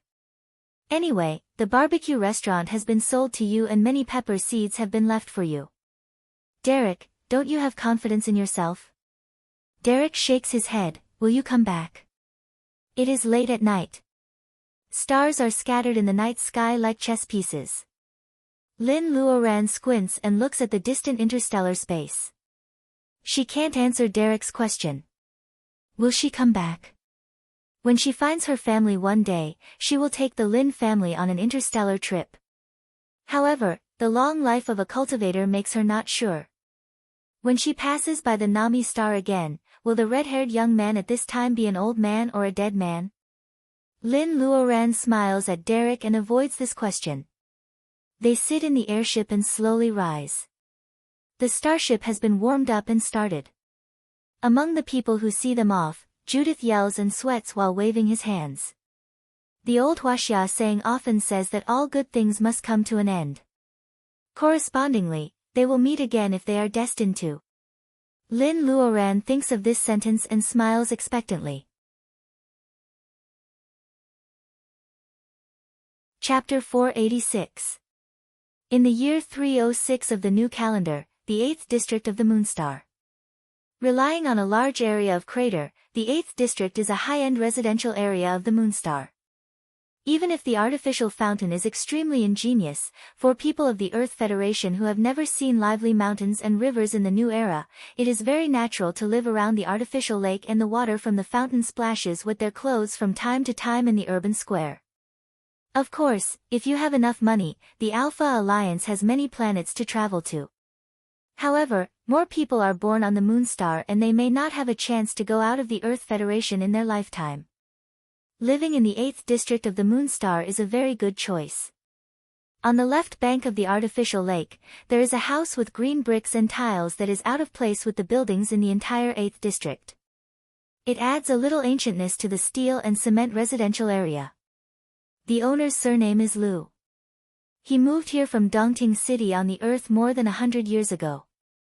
He usually keeps a low profile and quietly buys land to build a house. Many people have been tempted by the house in the past 100 years. These people who have used various means finally give up. The Liu family seems to be inconspicuous, but they are definitely not easy to bully. The Moonstar has no clear 4 seasons. The side illuminated by the sun is extremely hot, while the side without the sun is very cold. The residential areas are all built in shelters. The advanced ones simulate the temperature of spring and autumn on the Earth. The temperature is pleasant. The poor residential areas occasionally have small mistakes. Hot days and cold currents can make people curse. One morning in August of the year 306 of the new calendar, there is a voice in the Liu family's mansion on the artificial lake. The master leads all family members to burn incense in front of the picture scroll enshrined in the nunnery. A new day of the Liu family finally begins. Qingdai, you stay here. I have something to say to you. The juniors leave one after another. Liu Qingdai is the favorite of the master. These brothers and sisters of the same generation have long been used to Qingdai's special status. When they were young, they would be jealous. Now they are very glad that someone can replace them to be chosen by the master, come on, with the changes of the world, who is willing to be the faithful girl selected by the family and dedicate her life to the faith of the Lu family. After all, believing in Mortal Heart Fairy makes the Lu family secretly get many believers, especially the support from the remnants of Dongting City. Therefore, the Lu family has the strength that can't be underestimated. However, who can really touch the edge of Buddha because of their faith? If Shaoqian had the time to worship, he might as well use it to learn martial techniques or temper his mental energy. Strength that belonged to himself would give him confidence. Could it be that just a devout belief would allow your martial skills to break through and advance, allowing you to fly in the sky and burrow underground like the legendary cultivators? What a joke! However, Lu Qingdai has a different idea from her peers in the Lu family. As the daughter of the Lu family, she has been cold since she was a child. She has been selected as a believer. She is the most devout believer among the people who worship Mortal Heart Fairy. For more than 300 years, after experiencing turmoil, the Lu family's rules dictated that regardless of the direct or side branches, all girls had to have the surname Lu, and the direct descendants also had to have the surname Lu. Only the women from the side branches who married out, if their descendants were male, could take the surname of their husband's family. With such persistence from generation to generation, the Lu family's direct line of descent could be considered pure in terms of both bloodline and inheritance. As the believer of the Lu family, Lu Qingdai has a high status in the Lu family. In addition, her experience in Dongting City Hall and Mount June Island 5 years ago makes her more valued by the head of the family. It's been 5 years. Qingdai, there is still no news from the fairy. What do you think? A middle-aged man in a tang suit is a little fat. In fact, he is extremely talented. The Lu family refuses to be injected with gene evolution fluid. They learn Huaxia ancient martial arts. The strength of the middle-aged man has been slightly better than the rank 9 warriors classified by the Earth Federation. Lu Qingdai respectfully lowers her head, but she does not hesitate to interrupt the middle-aged man's words. Head, the Lu family has waited for 300 years. What is 5 years? In the past, the fairy announced her name above Dongting City. She already has the intention to return. She disappeared for 5 years. She must have her own considerations. The head of the family sighs because of what Mortal Heart Fairy said above Dongting City 5 years ago. In recent years, the Alpha Alliance has almost dug 3 feet deep into the earth. Whether it is the Alpha Alliance or some forces in the Federation, they can't suppress the enthusiasm of the citizens of Dongting. Believers of Mortal Heart Fairy are returning. The Lu family has been suffering for more than 100 years and can develop rapidly. The opening of Mount June Island has also been proposed by the federal parliament. At this time, he should really be full of confidence in Mortal Heart Fairy. The honor and disgrace of the Lu family have been tied to Mortal Heart Fairy for more than 300 years. After talking with the head of the family, Lu Qingdai walks on the corridor. She thinks of this point of view instilled in her since she was a child and she agrees with it. All the way to the east, the Lu family advocates ancient style. The small courtyard with winding corridors is exquisite and simple. Lu Qingdai's room is a 2-story wooden building. From upstairs, you can see the whole view of the artificial lake. It is the best courtyard in the entire mansion of the Lu family. Behind the small building, a pond is dug and some lotus transplanted from Dongting Lake on the earth are planted. Under the temperature adjustment of the Lu family, the lotus growth cycle is normal. In August, the lotus has withered. It is a good time to pick and plant lotus heads. Lu Qingdai goes up to the 2nd floor. The ink on the rice paper spread out on the desk is still wet. It is the painting of meticulous ladies she learned to draw by copying the authentic works of her ancestors. Lu Qingdai has learned painting since she was a child. She is not very talented but she is diligent. She has copied the authentic works of her ancestors since she was a child and she can draw 80% of them. However, since she met Lin Luo in person 5 years ago, her painting skills have not improved but regressed. She is in a mess for a while. Compared with the picture scroll preserved more than 300 years ago, the temperament of mortal heart fairy she saw has changed. When she starts to draw, the original works of the past can no longer help her improve. She has to rethink the charm of the person at the end of the brush. A breeze blows by the lake. Lu Qingdai puts down the brush and rubs her eyebrows. Since they met at the dinner party of Dongting City Hall 5 years ago, Lu Qingdai feels that there is a hazy fog in her mind. It is said that people who major in spirit power will open up the ocean of consciousness when they reach a certain level. Lu Qingdai has checked a lot of information. The fog in her eyebrows seems to be different from the so-called ocean of consciousness. First of all, she does not major in spirit power. Second, through the thick fog, she sometimes feels that she can follow the trace of mortal heart fairy. It doesn't mean that she can follow mortal heart fairy. She just has some emotional resonance so that she can know mortal heart fairy's safety. For example, 3 years ago, she was inexplicably seriously ill. She stayed in bed for several months and they couldn't find out the reason. The Lu family was a little panicked. At that time, mortal heart fairy seems to have encountered something bad. Lu Qingdai pushes the window, hoping that the morning breeze can blow away her thoughts. Is it time to pick the lotus heads? Lu Qingdai looks at the lotus heads swaying in the wind. She remembers that the master of the family has been a little angry recently. She will go to the aquatic area later to buy a carp and make soup with fresh lotus seeds. The effect should be good, right? It should be better to use crucian carp. Remember to remove the lotus core when cooking, otherwise it will be a pot of bitter soup. Lu Qingdai agrees and nods. Then she is stunned. This female voice is very familiar. Who is it? A white wrist gently picks a lotus head. The green dress is far greener than the lotus leaves in this pool. There is no blue sky in the moon. The light in the morning, afternoon and evening is artificially simulated by the bunker. Even so, Lu Qingdai is still dazzled for a moment. The place where the woman in the green dress stands seems to have a halo expanding layer by layer. People can't look at it directly. Fairy. Lu Qingdai's eyes turn red inexplicably. Chapter 487.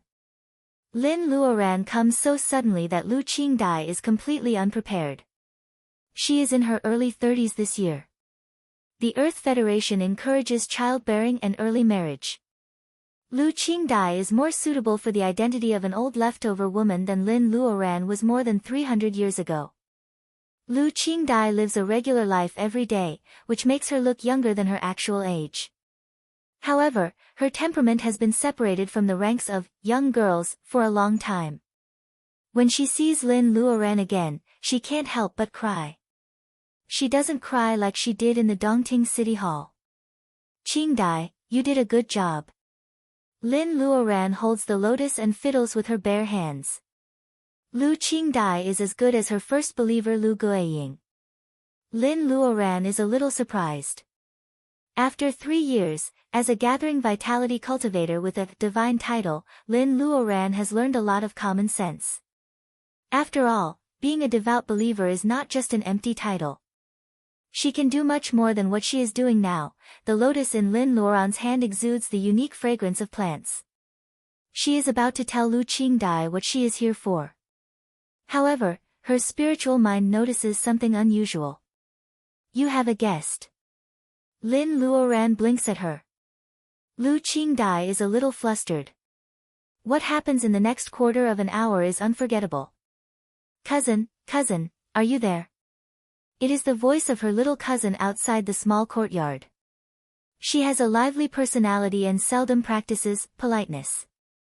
As soon as she pushes the door in, she can see Lin Luoran standing by the lotus pond. Lu Qingdai subconsciously refuses to see mortal heart fairy at this time. If the fairy wants to show up in public, How can she only come to her yard? Lin Luoran is not in a hurry. Until Lu Qingwu's skirt has flashed in the corridor, Lu Qingdai's heart is in her throat. Lin Luoran steps on the ground and floats into the room on the second floor through the window. The arrival of Lu Qingwu and the disappearance of Lin Luoran are only a few seconds apart. Lu Qingdai's heart is stretched to the extreme. Fortunately, Lu Qingwu doesn't seem to see it. Cousin. Please promise me one thing first, okay? Lu Qingwu comes up and pulls Lu Qingdai's sleeve and shakes it. Lu Qingdai is dizzy because of her shaking. Coupled with the previous nervousness, she agrees dizzily. Lu Qingwu happily takes her upstairs. Seeing her cousin stepping into the study where Lin Luoran disappears, Lu Qingdai's eyes suddenly jump. Tell me, what do you want? Lu Qingwu's eyes rolled around the study. On her eldest cousin's sister's bookshelf, those paper books protected by tempered glass had been passed down from more than 300 years ago. They were true ancient books. Don't worry, I'm not here for your precious ancient books. Lu Qingwu's gaze fell on the desk. She took a few steps forward and clicked her tongue. Eldest cousin's sister, is this your new painting? Your painting is really good. Can you lend me your painting? Lu Qingdai breathes a sigh of relief as long as he doesn't borrow original art. When Qingwu looks around the study, she is also observing quietly. She doesn't find anything unusual. She doesn't know where Mortal Heart Fairy is, which makes her worried.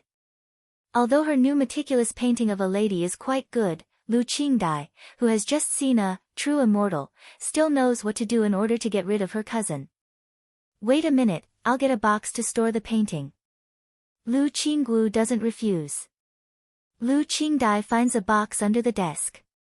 Lu Qingwu is comparing the difference between her cousin's painting and the ancestor's masterpiece. Her eyes are not here. Qingdai sees that the ink has dried and is about to roll up the rice paper. Suddenly, she finds that the ink has just dried. Her eyes are watery and she flutters her eyelashes at her. The peaceful corners of her mouth also make a smile. Mortal Heart Fairy comes back to life. Ba, ba, ba, what comes back to life? Lu Qingdai wakes up. It is clear that Mortal Heart Fairy is in this painting at the moment. The Immortal's trick makes the box in Qingdai's hand fall to the ground. Lu Qingwu turns her head in surprise. Eldest cousin, what's wrong? No, nothing. By the way, Qingwu, what do you want the fairy painting for? She can't give this painting to her cousin. Lu Qingdai blocks her cousin's sight and changes the topic. Lu Qingwu hesitates for a while. After her cousin repeatedly promises that she will not be angry, she tells her the reason. Lu Qingwu has a lively temperament. To put it bluntly, she is flamboyant. She and several playboys in the 8th district love and hate each other. They usually show off their wealth to each other. They provoke her with words. They say that Lu Qingwu is not favored at home and she can't take out the famous, fairy painting, of Lu Xinyo's authentic work preserved from before the new era. Lu Qingwu retorts, saying that her cousin's random painting is enough for playboys who are also learning Huaxia ancient art to admire. How can she take out the authentic work of her ancestor? After hearing this, Lu Qingdai secretly shakes her head for her little cousin's unreliability. However, she can't take out the painting on the desk at this time. She has to make Qingwu happy today. Lu Qingdai finds a good dustproof and moisture-proof box. She carefully rolls up Lu Xinyo's authentic work and hands it to Lu Qingwu, who is in a daze. My cousin is not good at learning. I'm afraid that she will disgrace the reputation of our ancestors. You have to take care of this authentic work. There are only a few authentic works in the hands of the Lu family. They are extremely precious. Lu Qingwu is shocked by the sudden pie on her head. She takes over the box timidly. After confirming that her cousin really lends her the authentic, fairy painting, of their ancestor, the little girl hugs Lu Qingdai and kisses her hard. You are our sister. She holds the box in her arms. Fearing that Lu Qingdai will regret, she runs away like a gust of wind. Lu Qingdai's worried heart returns to its original position. She learns to be smart and locks the door and window of the study completely. Then she respectfully calls the painting fairy. With a flash of hazy colorful light, Lin Luoran walks out of the painting with her clothes fluttering. Lu Qingdai is surprised and happy. She doesn't know how amazing the fairy spell is. Except for immortals, who can hide in the thin painting paper and perfectly integrate with the meticulous ladies in the painting. Seeing her look, Lin Luoran can probably guess what she is thinking. It is good for believers to be devout. Naturally, Lin Luoran will not deliberately explain that this is actually just a practical little art of nature. It is far from the fairy spell that can change the world. Lin Luoran is very satisfied with this believer. She should be the best candidate for Oracle. In order to get more power of faith to support her plan, Lin Luoran needs a spokesperson to walk in the world. In addition to spreading faith, this kind of messenger, who acts on behalf of the gods, is difficult to convince the public without real ability. After years of development, the Lu family has already had the reputation of being an oracle. What they lack is only strength. Lu Qingdai, are you willing to worship me for the rest of your life and never betray your faith, whether you will be as bright as stars or as faint as fluorescent light in the future? Lu Qingdai vaguely feels that her choice is closely related to her future destiny. However, as the believer of the Lu family, Lu Qingdai has been instilled with the idea that one day when Mortal Heart Fairy comes to the world again, she can do her best. The so-called most devout believer has faith engraved in her bone. She is willing to work for the immortals she believes in all her life even without any reward. Many thoughts pass through Lu Qingdai's mind. She can't help kneeling and kowtowing respectfully. I am willing. Lu Qingdai, for your sincerity, I will grant you the position of Oracle. You will walk in the world for me, help weak believers, suffering creatures, and spread miracles. Are you willing? I am willing. When Lu Qingdai agrees and says, I am willing, the line of faith connected 5 years ago becomes a broad road. From this moment on, her life is bound to Lin Luoran's. If Lin Luoran lives, she will live to the end of her life safely. If Lin Luoran dies, she will die suddenly. Being trusted like this, Lin Luoran can feel a heavy sense of responsibility. Of course, the duty of a god is not only to take. Fire Phoenix said that there is a kind of blessing spell between gods and the most devout believers. It is similar to the holy spell that Buddhist cultivators use after accumulating merit and faith. However, Lin Luoran's godhead has been condensed for a short time and her holy seal is not strong enough. She can't spread the power of faith for believers to understand by themselves. Only such a one-to-one blessing can produce the same effect. The position of Oracle is full of hardships. You can only experience it in the future. Today, I give you 3 spells of my life as a response to your devout faith. Lu Qingdai raises her head when she hears this. 3 spells. Lin Luoran condenses a light spot on her fingertips and flicks it into the fog between Lu Qingdai's eyebrows. The first spell is the listening spell. You can listen to the heart sounds of spiritual things in the world. The second spell is the true sight spell. You can see through the falsehood of the world and see the truth directly. The third spell is the thunder punishment spell. You can punish evil and protect yourself. 3 light spots sink in one after another.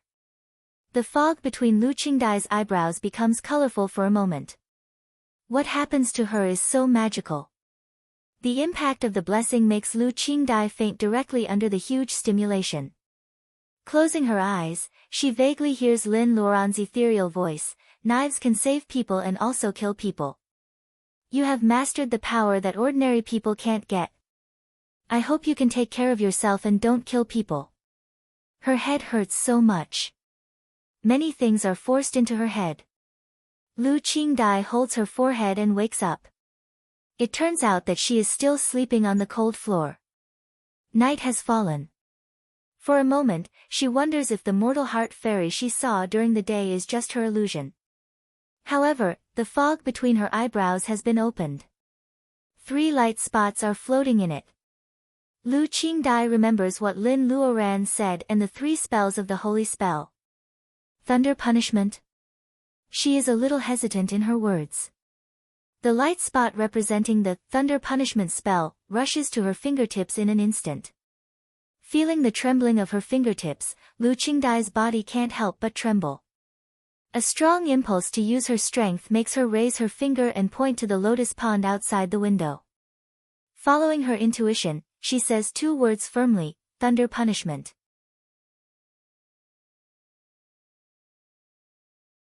Chapter 488. The alarm of the Lu family's mansion is triggered. Lu Qingdai wakes up with the holy spell. Even if the effect is only 1% of Lin Luoran's, with the expansion of Lu Qingdai's ocean of consciousness and the growth of her own strength, her physique will be improved if she can have 1/10 of Lin Luoran's strength in her lifetime. Prolonging her lifespan will be a piece of cake. The strange thing that happens to Lu Qingdai is the thunder that shakes the entire Lu family's mansion. It is the first time for her to trigger it. She can't control the power and the white mist in her ocean of consciousness is almost emptied. The holy spell is not a spell or a spell of arts of nature. Its driving force is the power of faith. The mist in Lu Qingdai's ocean of consciousness is the feedback of the power of faith generated by her years of worship. It will take some time for Lu Qingdai to realize these things. The important thing at hand is that the master of the Lu family decisively blocks the news after listening to Lu Qingdai's narration. The Lu family has an oracle who can act as a deity. The master is excited about this news. The Lu family's belief for many years has been recognized by the true God. He can't wait to drag Lu Qingdai to some self-proclaimed, progressive leftists who completely deny Huaxia's personal ability enhancement and Huaxia legends. He wants to let them know that the Lu family has not been crazy for so many years. However, the master blocks the news as soon as possible. Mortal Heart Fairy has returned and granted Qingdai the title of Oracle. Obviously, she doesn't want the Lu family to continue to keep a low profile. The Lu family's opportunity has come.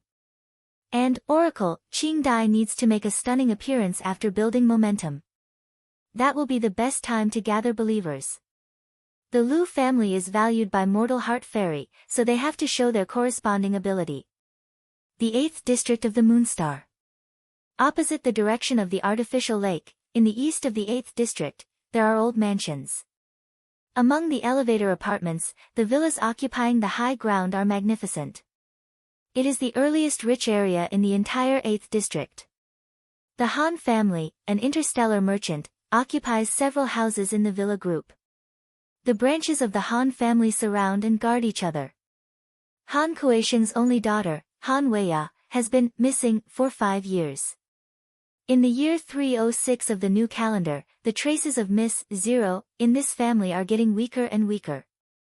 Many people have forgotten the heir who wears a veil all day long and seems to be indifferent and eccentric in the eyes of outsiders. In other words, some of them hope that Han Weiya will never come back. Where there are people, there are fights. The Han family is not united. What makes Han Weiya an eyesore is that she is not only the legitimate heir of the Han family but also the only daughter of Han Kuei, the only heir. As long as Han Weiya's death is confirmed, even as the head of the family, Han Kueisheng has to comply with the wishes of the family and choose a new heir from the collateral branch. Han Weiya is a girl. After she was born, her mother died early and Han Kueisheng made it clear that he would not marry again.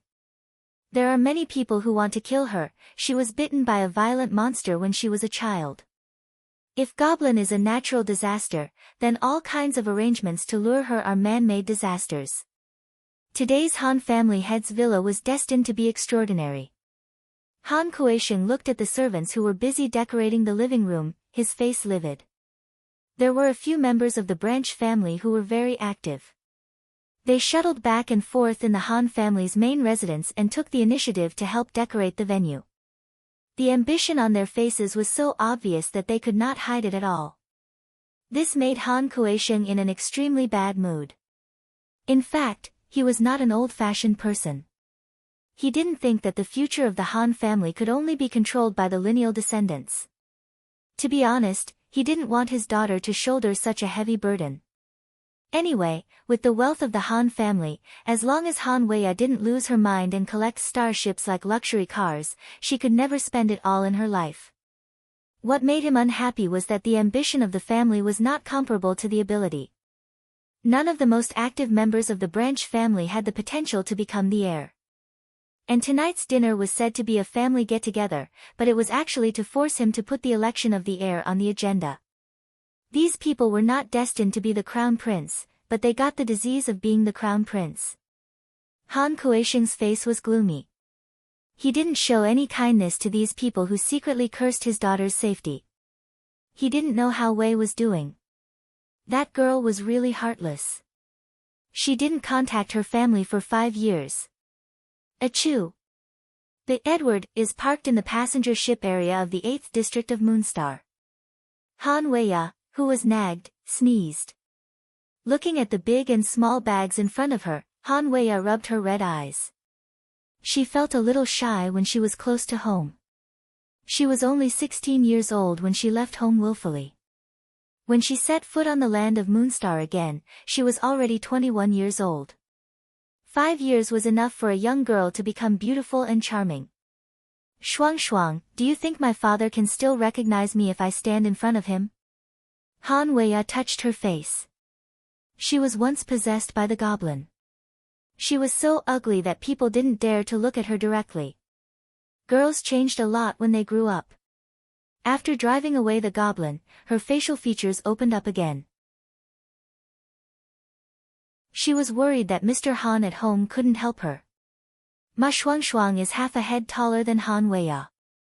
Her eyes are big and full of mist all year round. Only when talking about common sense of personal ability enhancement will she be very smart. Usually, she can form a confused pair with Han Weiya. Don't worry. The blood relationship can't be cut off. Your father can recognize you even with his eyes closed. Come and try this dress. Aunt Lin said that if you don't dress up, your father can't tell how much you have suffered outside. Han Weiya was angry. Aunt Lin clearly said that it was a girl's first social appearance and it was worth dressing up carefully, okay? However, brushing the soft satin dress in her hands, Han Weiya thinks for a while. Since she was disfigured, she really hasn't appeared in public, right? Coincidentally, tonight is the traditional day of the Han family. There will definitely be a gorgeous dinner party. Humph, who has the patience to attend a banquet?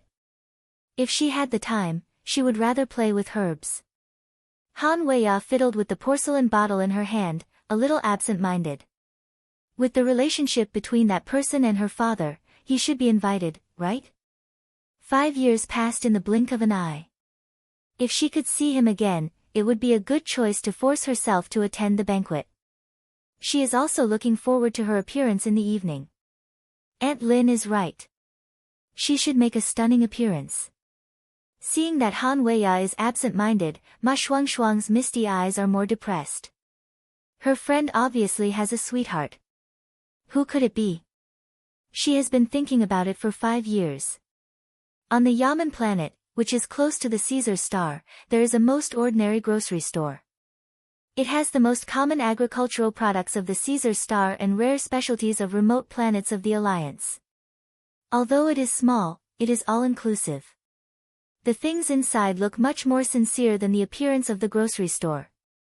However, under the cover of this ordinary grocery store, it is a contact point of the Weir family of the Caesar star. The family members who know the existence of the grocery store are all direct relatives. For example, a noble child who has been confirmed to have died in the line of duty for 5 years suddenly appears in front of the person in charge, which is enough to make people wipe their cold sweat countless times. After talking for a while, the frowning eyebrows of the person in charge of the contact point gradually relax. The short and fat businessman even squeezes out a smile. Master Colin, the news of your return. The person who died in the line of duty has come back to life again. The Weir family must have a unified statement, right? Colin Weir, who is crossing his legs, peels a pistachio and chews it in his mouth. Don't worry. It is not the time to make it public.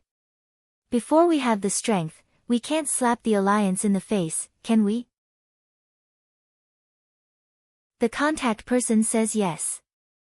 Colin Weir suddenly flicks the pistachio shell in his hand. A fly is nailed to the door. Colin Weir's eyes flash. Your store should be cleaned. Clean what? The contact person opens the door and sees that the only worker in the store has fainted by the door. He immediately realizes that Colin Weir is talking about cleaning the staff around him. Is there a spy in the contact point? The short and plump liaison officer was sweating profusely, and it was not an act at all. Colin Weir pats him on the shoulder to comfort him. Remember to say hello to the patriarch for me. Master Colin Weir, where are you going? Colin Weir takes a handful of pine nuts in the store and walks while chewing the earth. There will be a big play on the earth soon. As an important actor, Weir. Colin Weir is still looking forward to his stunning appearance. Lin Luoran doesn't use the listening spell on the master of the Lu family. She can't guess his idea of maximizing benefits. The scenes that happen in different places at the same time all indicate that Lin Luoran is going to make a big move. Returning from the Nami Star to the Alpha Alliance Star territory, Lin Luoran holds the fake Nami Alliance ID card issued by the royal family for them. The Edward starship also changes its appearance. Their return journey is not delayed by avoiding the interrogation of the Alpha Alliance. 2 years of time was not spent on sailing. She has seen many planetary civilizations with different customs on the way. She has also spent countless time in space to figure out and learn the arts of nature supported by the meta of a gathering vitality cultivator, as well as the seemingly useless but infinitely useful holy spells. 5 years ago, Lin Luoran was a little embarrassed to wander in the interstellar space. She no longer fights unprepared battles. Lin Luoran is already a qualified gathering vitality cultivator. In addition to confidence, Lin Luoran finally has the strength to match her confidence. She can return to the Alpha Alliance aboveboard and return to her beloved home star.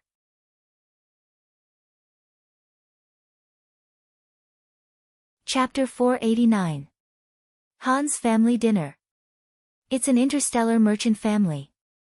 Of course, the annual family gathering can't be shabby. People come and go in the Han family. Those who can come back are close friends. The wine is fragrant. It's a grand event on the Upper East Side. When they are drunk, a few members of the collateral branch instigate them to mention the old things again. Han Kuei-sheng looks unhappy. These people have some tricks. They invite a powerful senior official in the 8th district to show up. His words are very critical of the Han family's behavior, suggesting that the Han family should have an heir as soon as possible. This senior official is indeed a white man. Han Kuei-sheng casually socializes with him. He is annoyed by this man's arrogant look. He thinks they are still before the new era. His words are full of racial discrimination. Han Kuei-sheng really wants to throw this white official out of the Han family. However, his old friend who he invited earlier doesn't show up for some reason. That person has been successful in his career in recent years. Han Kuei-sheng doesn't have much hope for him to attend the Han family's party. However, at this time, he still hopes that some heavenly soldiers will come from the sky to help him drive away this white official who doesn't know how to read people's feelings. Guests are here. Send 200-year-old ginseng, 200-year-old sealwort, 2 jars of spirit wine, and 2 deep-sea corals. The MC shouts, which makes the Han family surprised. It's hard to buy real elixirs with money these days. Who is so generous? Even the white official feels that it's worthwhile to come here today when he hears the so-called 100-year-old ginseng and sealwort. He is a little overjoyed and decides to talk to Han Kuei-sheng after the party is over. Han Kuei-sheng is confused. Except for Mr. Pang, his close friends are all here. Old Pang is not such a person. Who sent such a valuable gift? The young MC in a tuxedo can't help but secretly look at the guests around him. She is beautiful, but her refined temperament makes people dare not to blaspheme her. Since the Dongting incident 5 years ago, many people in the Earth Federation have embraced the ancient style of Huaxia. They imitate the ancients to learn the 6 arts and wear ancient costumes. There are also many retro costumes on the streets of the 8th district of Moonstar. However, the MC has never seen anyone wearing Han clothes so elegantly. She is a young beauty in a loose robe with long sleeves and a long skirt. She moves gracefully. A faint fragrance of flowers and plants wafts into people's nostrils. She is simple and elegant. Her gift was too expensive, and the master of ceremonies was not sure of her identity, so he called her a guest. Han Weiya has been with Lin Luoran for a long time, and she has traveled all the way. She has seen much more than before. She just wants to give Mr. Han a surprise, so she deliberately gives him a mysterious gift. In her eyes, the gift is very ordinary, but in the eyes of ordinary people, it is a good thing that money can't buy. Thus, as soon as she carried the gift box inside, she had already aroused the curiosity of all the guests present before she even arrived. Everyone stares at the door. Han Weiya's purple dress is so attractive that the unmarried male guests are dazzled and amazed. Even the narrow-minded female guests have jealousy in their eyes, but they have to admit that the young woman in the purple Han costume is so beautiful that it makes people feel ashamed. Han Kuei-sheng has been staring at Han Weiya since she entered the door. The father and daughter have been dependent on each other for many years. The bond of blood makes him suspicious.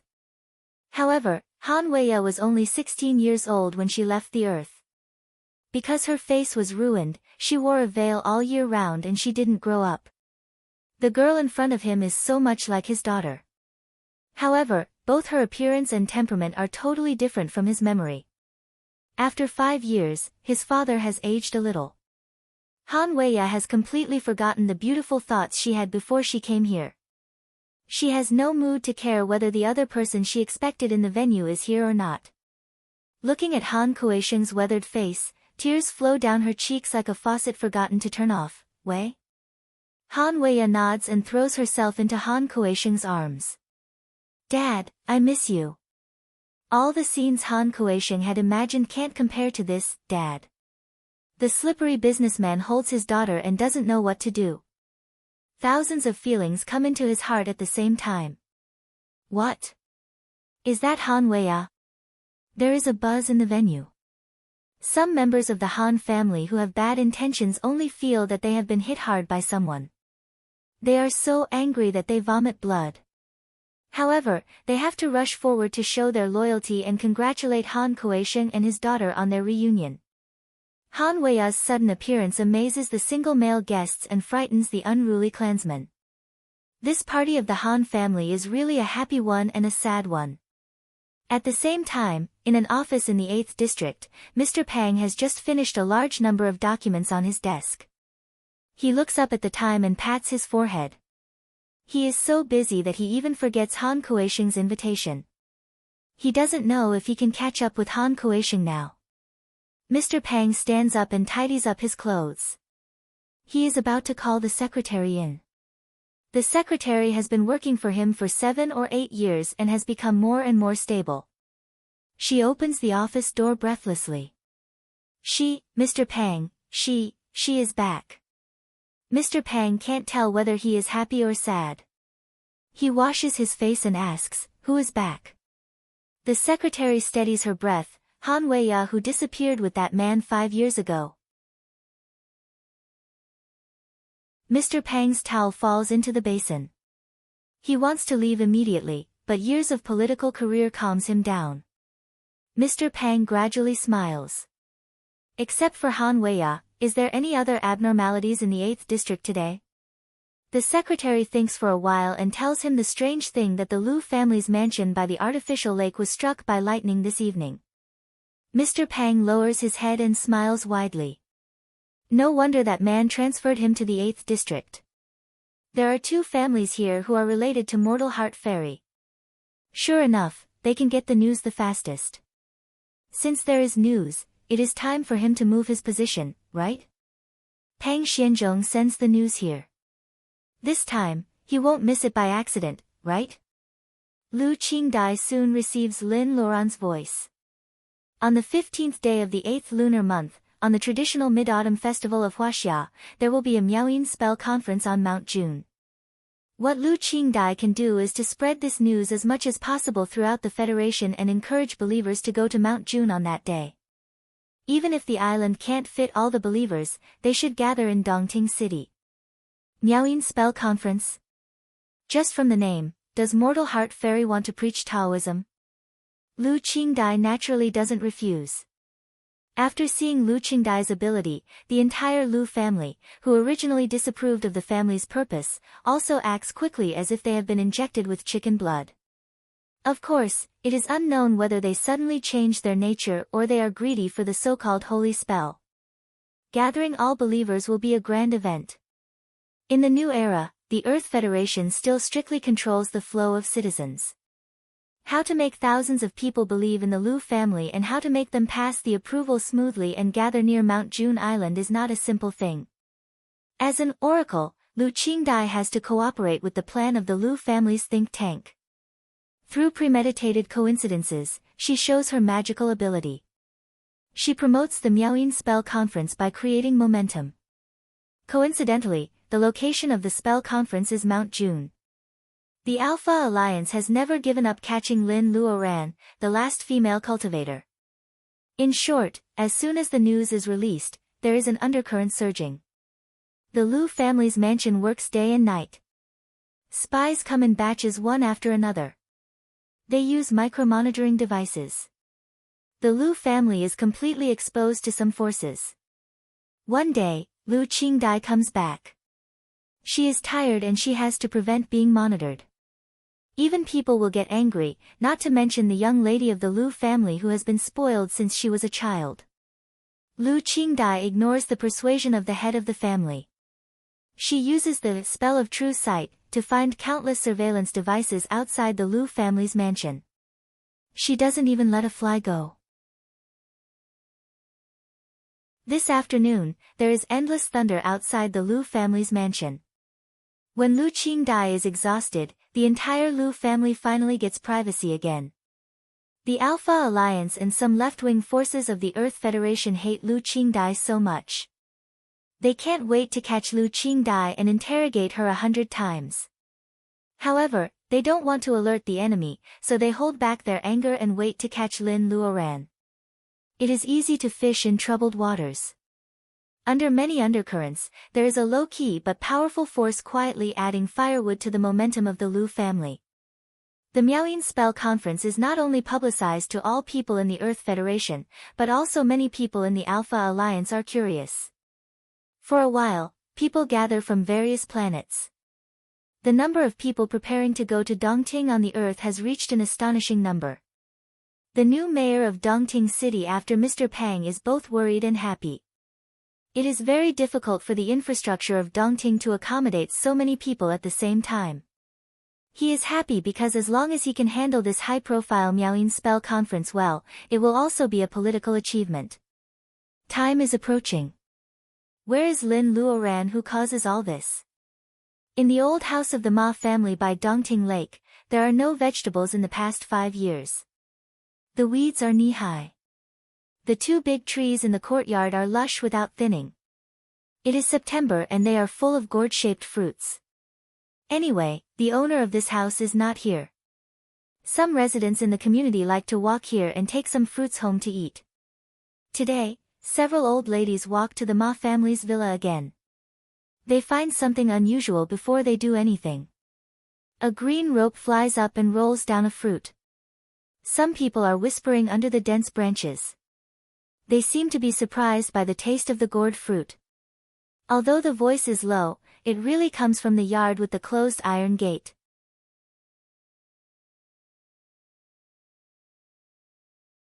Chapter 490.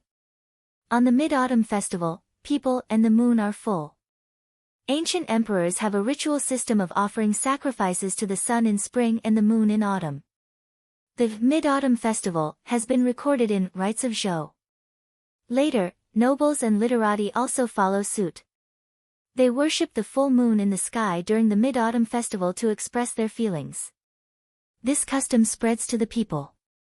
In the Tang dynasty, the Mid-Autumn Festival has become a fixed festival. It prevails in the Song dynasty. In the Ming and Qing dynasties, it has become one of the most important festivals in Huaxia. Thousands of miles away, people can also express their feelings of missing their loved ones by the bright moon. Of course, this is Huaxia before the new era. Since the war that almost destroyed the Earth's civilization, the sky has always been filled with dust particles. The survivors on the Earth have never seen the bright moon again. As time goes by, the Mid-Autumn Festival is gradually forgotten.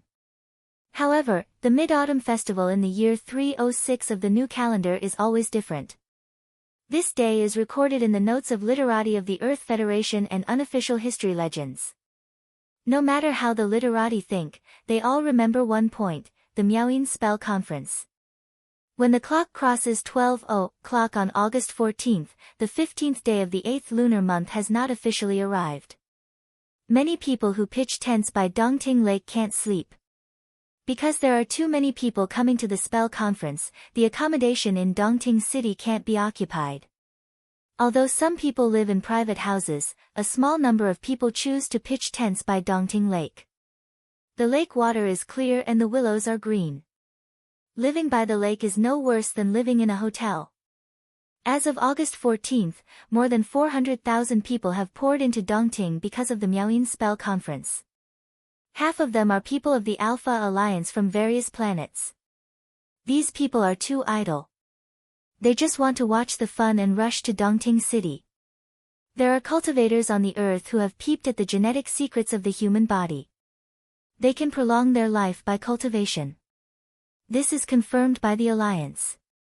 However, can the absurd legends on the Earth also come true? Many people come with this kind of curiosity and the mentality of waiting to expose the scam. Mount June Island is crowded. It has long been surrounded by those who arrive first. There is no open space for them to stand. Later people open the way with crystal coins. If they can't buy a nearby place, it is also good to rent a ship from the Dongting government to approach the island. If it doesn't work, they can occupy the high ground and lock on Mount June Island with binoculars. Several interstellar TV stations of the Alpha Alliance condescend to come here. They install countless cameras and strive to shoot a 720 degrees omnidirectional live broadcast. Their advanced equipment makes the TV stations of the Earth Federation very angry. Speaking of which, this is clearly a grand event of the Earth Federation. Why does the superior Alpha Alliance come here? The legend of Mount June Island was also dug up. The hosts of each station talked nonsense to catch the audience's attention first. After you finished singing, I came on stage, and the quarrel continued until night fell. As the sky gradually darkened, everyone knew that the highlight of the night was about to begin. Lu Qingdai is wearing a white dress. She is sitting in front of the painted statue in front of Lu Yiwell. Behind her are a small number of people of the Alpha Alliance. Most of them are believers of Mortal Heart Fairy. Sitting in the middle of a group of believers, the unprecedented power of faith makes Lu Qingdai feel like a spring breeze. She resisted the urge to use the listening spell in front of the statue. Although she wanted to know how sincere these believers were, her behavior was always disrespectful. In an office in the 8th district of Moonstar, countless paper wall TVs are set up. They take turns to broadcast the so-called exclusive news of each interstellar TV station. The environment is a little noisy, but the gentle Mr. Pang is standing with a little respect that is not well hidden. The Huaxia man leaning on the sofa has been staring at the paper wall TV for a whole day. He seems to be tireless. Mr. Pang is a little helpless. You can go to Dongting. Mr. Pang can't figure out why the Huaxia man and his power can occupy the most advantageous position on Mount June Island. Why does he have to work so hard? The Huaxia man stares at the wall without looking back. After a while, he lowers his voice. No one knows whether he is answering Mr. Pang or talking to himself. I want to see her as soon as possible, but I'm afraid that she doesn't want to see me. Xianzhong, do you know why I chose you when there were so many people competing in the academy? Speaking of the past, Peng Xianzhong becomes more respectful. He was a student from a poor family. His parents died and he only had one elder sister to rely on. They were so poor that they couldn't even afford the negligible tuition fees of the Federation. It was the man in front of him who chose him and let him study. He sent him to the best official cradle academy and secretly arranged for him to enter the federal government. Pang Xianzhong only knows a little about the strength of the Huaxia man. His benefactor is very influential. It is said that he is not only involved in the Alpha Alliance but also other alliances in the galaxy.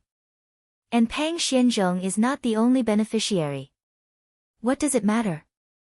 It doesn't prevent him from being grateful. That was my lucky day. It is rare for Pang Xianzhong to abandon the hypocrisy of a politician. His words are very sincere. The Huaxia man smiles in a low voice, because your temperament is very similar to a person. Pang Xianzhong is stunned. The voice of the Huaxia man is getting lower and lower. Even Pang Xianzhong can't hear the latter words clearly. The person who was so annoying in the past doesn't seem so annoying now. However, it's okay to have a similar person. It's better for you to die. The corner of the Huaxia man's mouth moves. He has smiled, but his smile is a little bloody, which makes people feel uneasy. Hello, everyone. Welcome to Capo Channel 2. I am now in Dongting City, a rank 1 member star of the Alliance. At 8:00 in the evening, there is no movement at the so-called spell conference. Similar to the live broadcast reporters, the false believers are restless. Those Alliance people who sneak into Mount June Island are laughing in the crowd. There will be a moment of peace wherever Lu Qingdai glances at. However, Mount June is not small and there are too many people. There are always corners that she can't take care of. She also feels a little serious in her heart. It's not because she doesn't trust Lin Luoran. She is just annoyed that these people don't respect Mortal Heart Fairy. Qingdai, don't waste your energy on other people's thoughts. A clear female voice rings in Lu Qingdai's ears. Lu Qingdai quickly responds. She stands up and kowtows to the painted sculpture 3 times. Believer Lu Qingdai welcomes the fairy. As she takes the lead, believers on Mount June Island are the first to shout. The sound spreads out and the lakeside is buzzing for a while. It's the response of the group voices on the lakeside embankment. Some grinning Alliance people also cheer.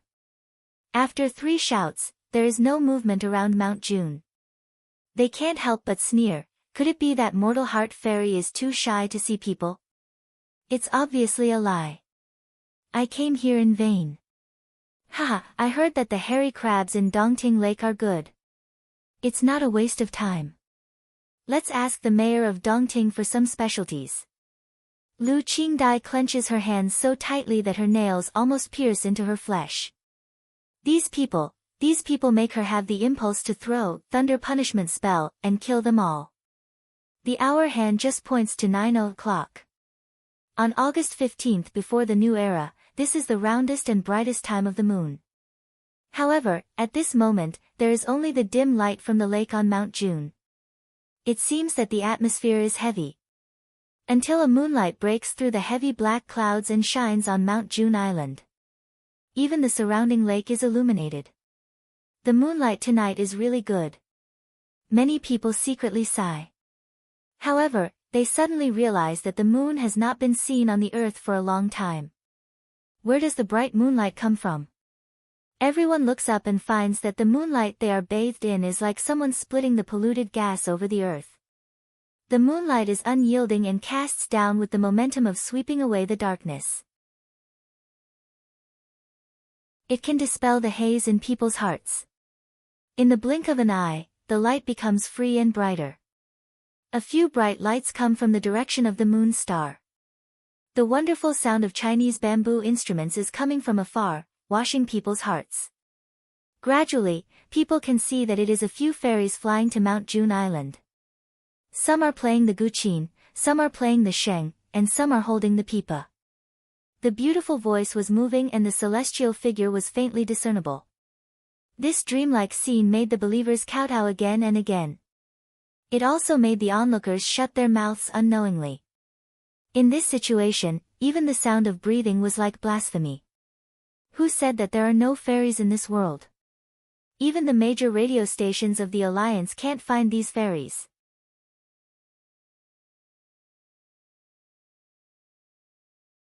Chapter 491. Which one is Mortal Heart Fairy? The older believers look again and again. The fairies who are playing the music are so beautiful that people don't dare to look at them directly, let alone see their faces clearly. However, with just a glance, most people know that Mortal Heart Fairy is not among them. All they know is that Lu Xinyo has painted various fairy paintings in her life, which are only 70% or 80% similar to Lin Luoran herself.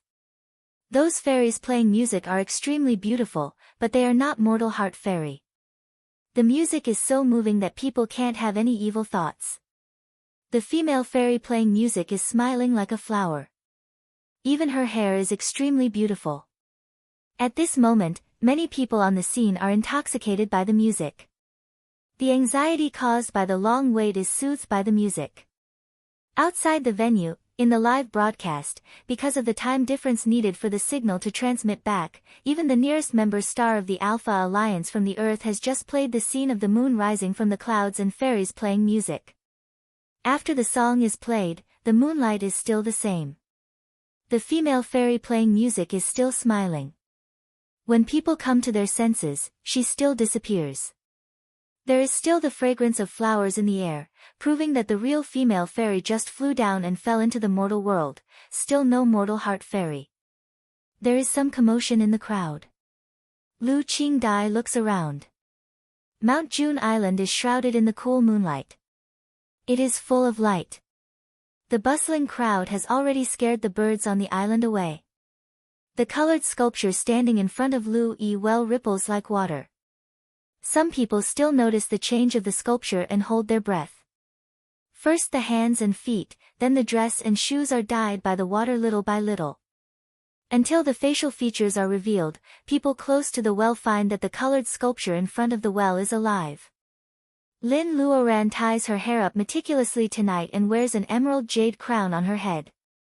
She breaks the tradition of Huaxia ancient costumes with a man's crown and a woman's hairpin.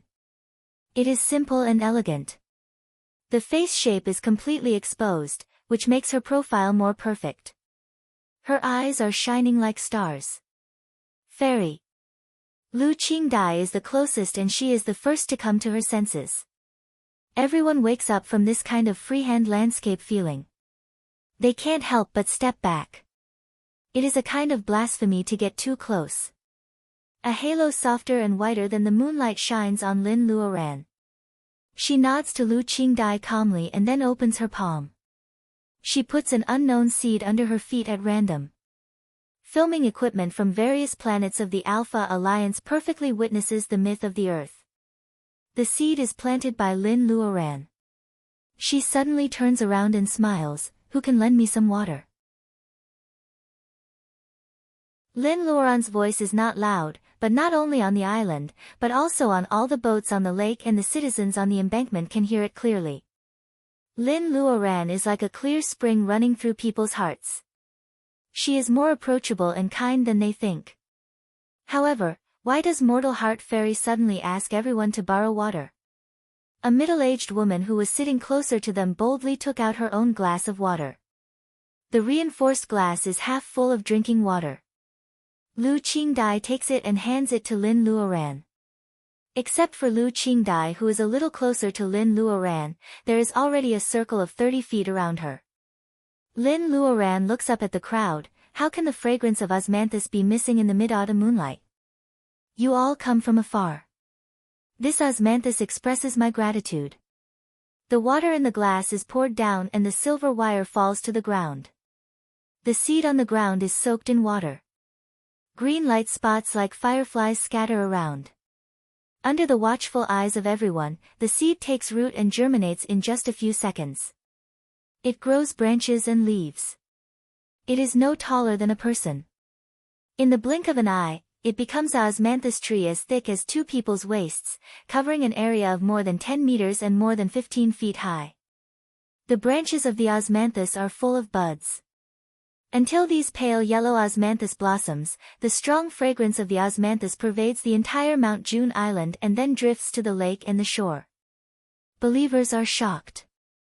Even those allies who come to watch the fun and make trouble and interstellar TV stations who come to expose the truth are stunned and speechless because of the scene in front of them. Lin Luoran doesn't know when she has gone to the treetops. Looking down from above, the spell conference is full of people. Including the shore of the lake, there are no less than hundreds of thousands of people. When she stands at the highest point of her sight, virtual projections everywhere project her whole body on the light screen from several angles. When she looks down, her face is as beautiful as jade and she is alone in the world.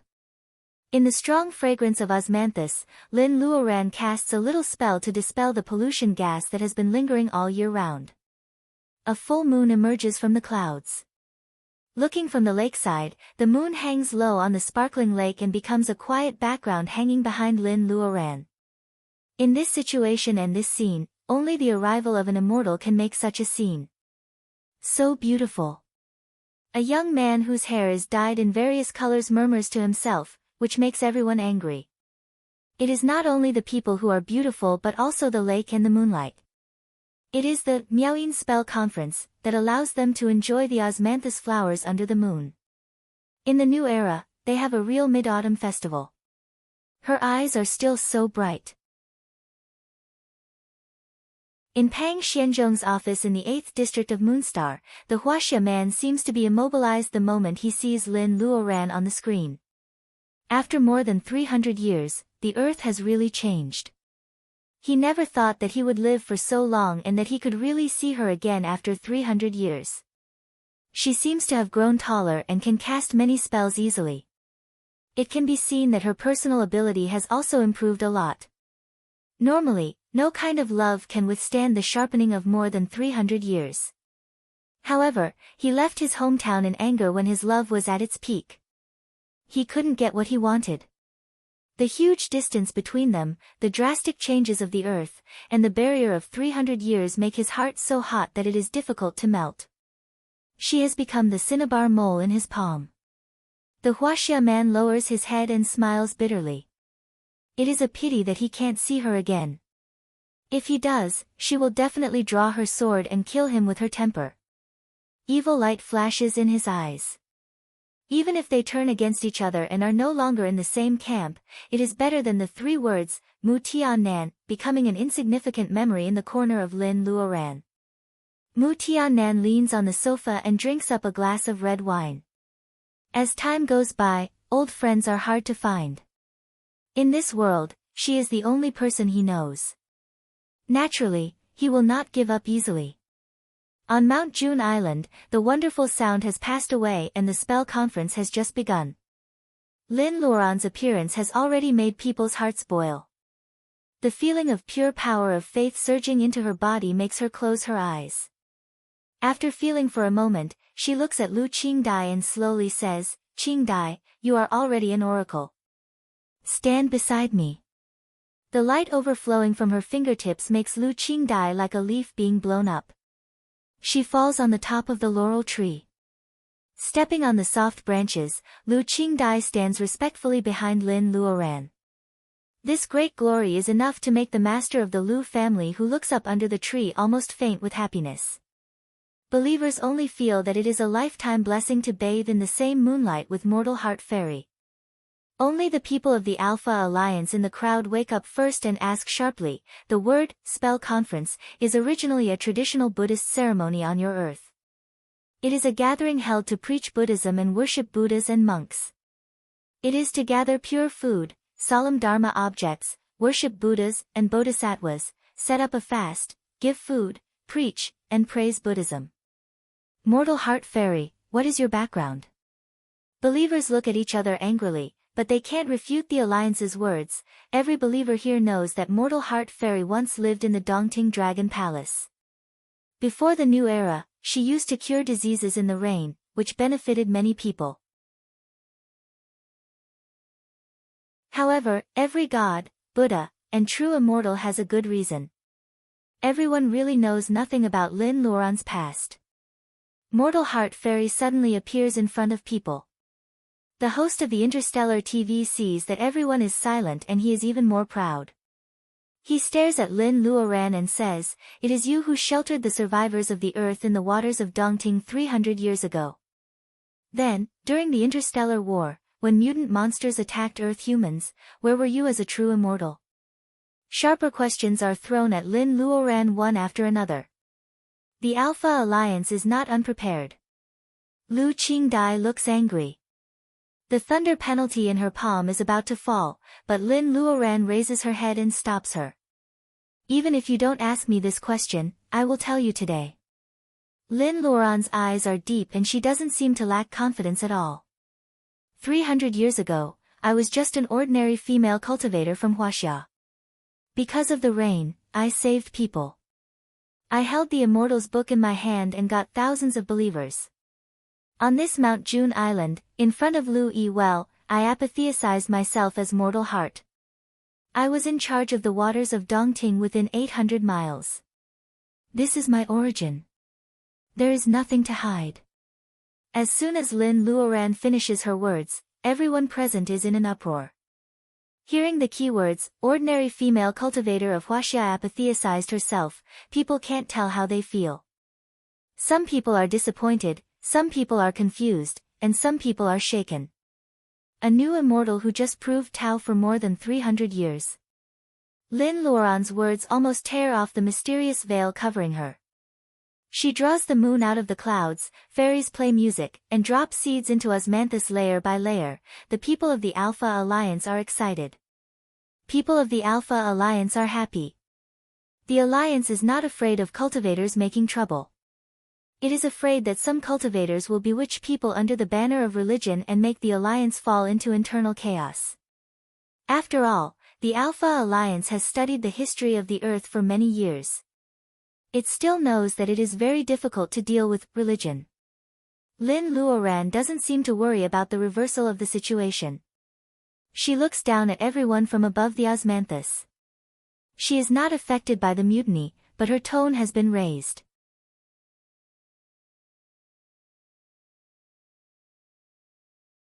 Chapter 492.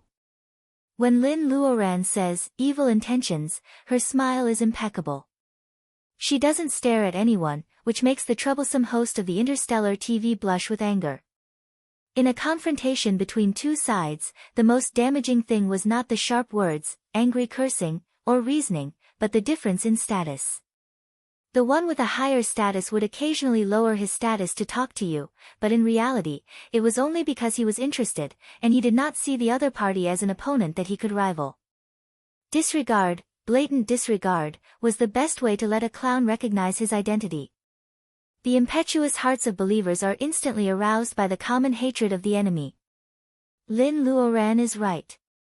From the standpoint of the invader, they accuse Mortal Heart Fairy of not showing up to help people in the interstellar war and the disaster of mutant monsters.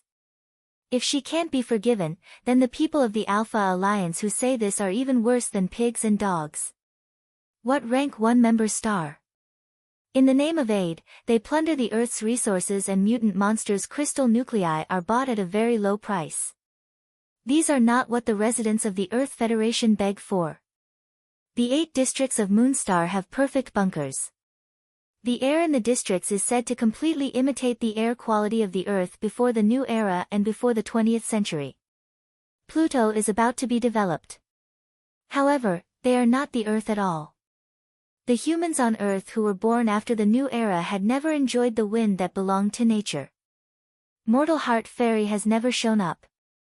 However, the waters of Dongting where she proved her Tao has preserved a pure land for the people of the new era on the war-torn and defiled Earth. These people of the Alpha Alliance are sowing dissension as invaders at this time. Believers are angry for no reason. The emotions that have been suppressed for generations need to be vented. In the hustle and hustle, the host of the Interstellar TV is taken down. On the crowded Mount June Island, the Earthlings burst out in silence like beating drums and passing flowers. They work together to carry several people of the Alpha Alliance from the center of the island to the edge of Mount June Island. They don't hesitate to throw several people of the Interstellar TV into Dongting Lake. Plop, the crowd bursts into cheers. Lin Luoran watches all this from the laurel tree. It is easy for her to kill these people, but it is definitely not as good as the effect of making believers unite against the enemy. Not only did the unstable balls of faith not extinguish, they became even more solid. Lin Luoran raises her head. Not enough, the power of faith is far from enough. Fairy, you control the waters of Dongting within 800 miles, so Dongting City can become a pure land. What about other places? Don't you care about them? A 7 or 8-year-old girl is held in her father's arms. She speaks out her doubts loudly. Everyone turns around and the little girl's father is so anxious that he covers his mouth tightly. On the laurel tree, Lin Luoran can see clearly that the little girl's father is a little panicked, while the believers who turn their heads around are somewhat expectant. She felt that the timing of the little girl's appearance couldn't be more perfect. Lowering her voice, she said, "Don't worry. Are you her father?" She asks. "Little girl, why do you ask her like this?" The child's father let go of his daughter's hand. The little girl's eyes were black and bright, full of spirit. "Because Dad said that our ancestral home in Hebei is now occupied by mutated beasts. Before Grandpa died, he held Dad's hand and said that he wanted to be buried in the ancestral grave. Fairy sister, can you help us?" Lin is, with. And loud. She is. And, fairy. At Luoran. At, in. Among them, the older believers are the most emotional. Homeland complex is deeply rooted in the Huaxia people. They are old and can't stay in their homeland for a long time. Being buried in their homeland is like returning to their roots. My hometown is Jinling, Xinjiang, Anhui, Nanling. Every time Lin Luoran says a place, people respond to her. Everyone looks at Lin Luoran with surprise in their eyes. It turns out that they are not the only ones who miss their homeland. Among them, there are Caucasians and Africans. Lin Luoran doesn't know how they become Lin Luoran's followers. People of the Alpha Alliance look at each other. Civilization is developing too fast. Interstellar navigation is too easy. They have seen too many beautiful scenes in the universe.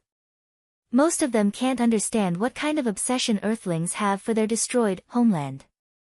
Before the new era, the wasteland that was covered in dust and stinky water was still a beautiful blue planet with 70% of its surface covered in water. Even though it had been overexploited and neglected before the new era, it was still a beautiful blue planet with 70% of its surface covered in water. The 7 continents, the 4 oceans, the roof of the world, the extremely hot equator, the extremely cold poles, the strange peaks and lofty ridges, the valleys and valleys, the endless grasslands, and the rainforests with rich species. Earthlings walked into the universe. In the long years to come, they would find planets that were more beautiful, larger, and more suitable for living, but there would not be another planet in the universe like Earth, which had witnessed the glory, suffering, and history of humans on Earth. The bright and charming starry sky was there, and Earthlings only wanted to find their home. Lu Qingdai has been standing behind Lin Luoran without saying a word. Under the laurel tree, on Mount June Island, on the shore of Dongting Lake, the citizens of Dongting City who are watching the live broadcast, the Earth immigrants who moved to the Moonstar, and the vanguard who reclaimed the wasteland on Pluto. 8 out of 10 people who watch the live broadcast are infected by this sad atmosphere. Lu Qingdai remembers the hometown of the Lu family, Jiang City. The little girl who caused all this looks around with her black eyes. She doesn't know what happened to her grandparents, uncles, and aunts around her. Lin Luoran knows everything. She is infected by such emotions. Even with the personal ability of gathering vitality, she is also touched for a while.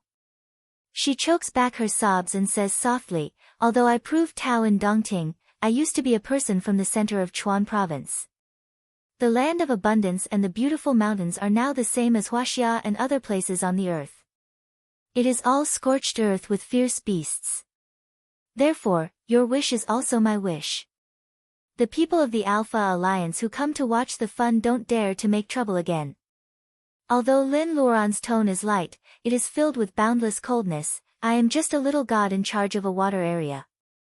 My magic power is low. 5 years ago, I was forced to leave the Earth by the Alpha Alliance. But today, 5 years later, I am back. I am back and stand with you. I am back and stand with you. Some people are crying, and some people bow their heads and cry silently.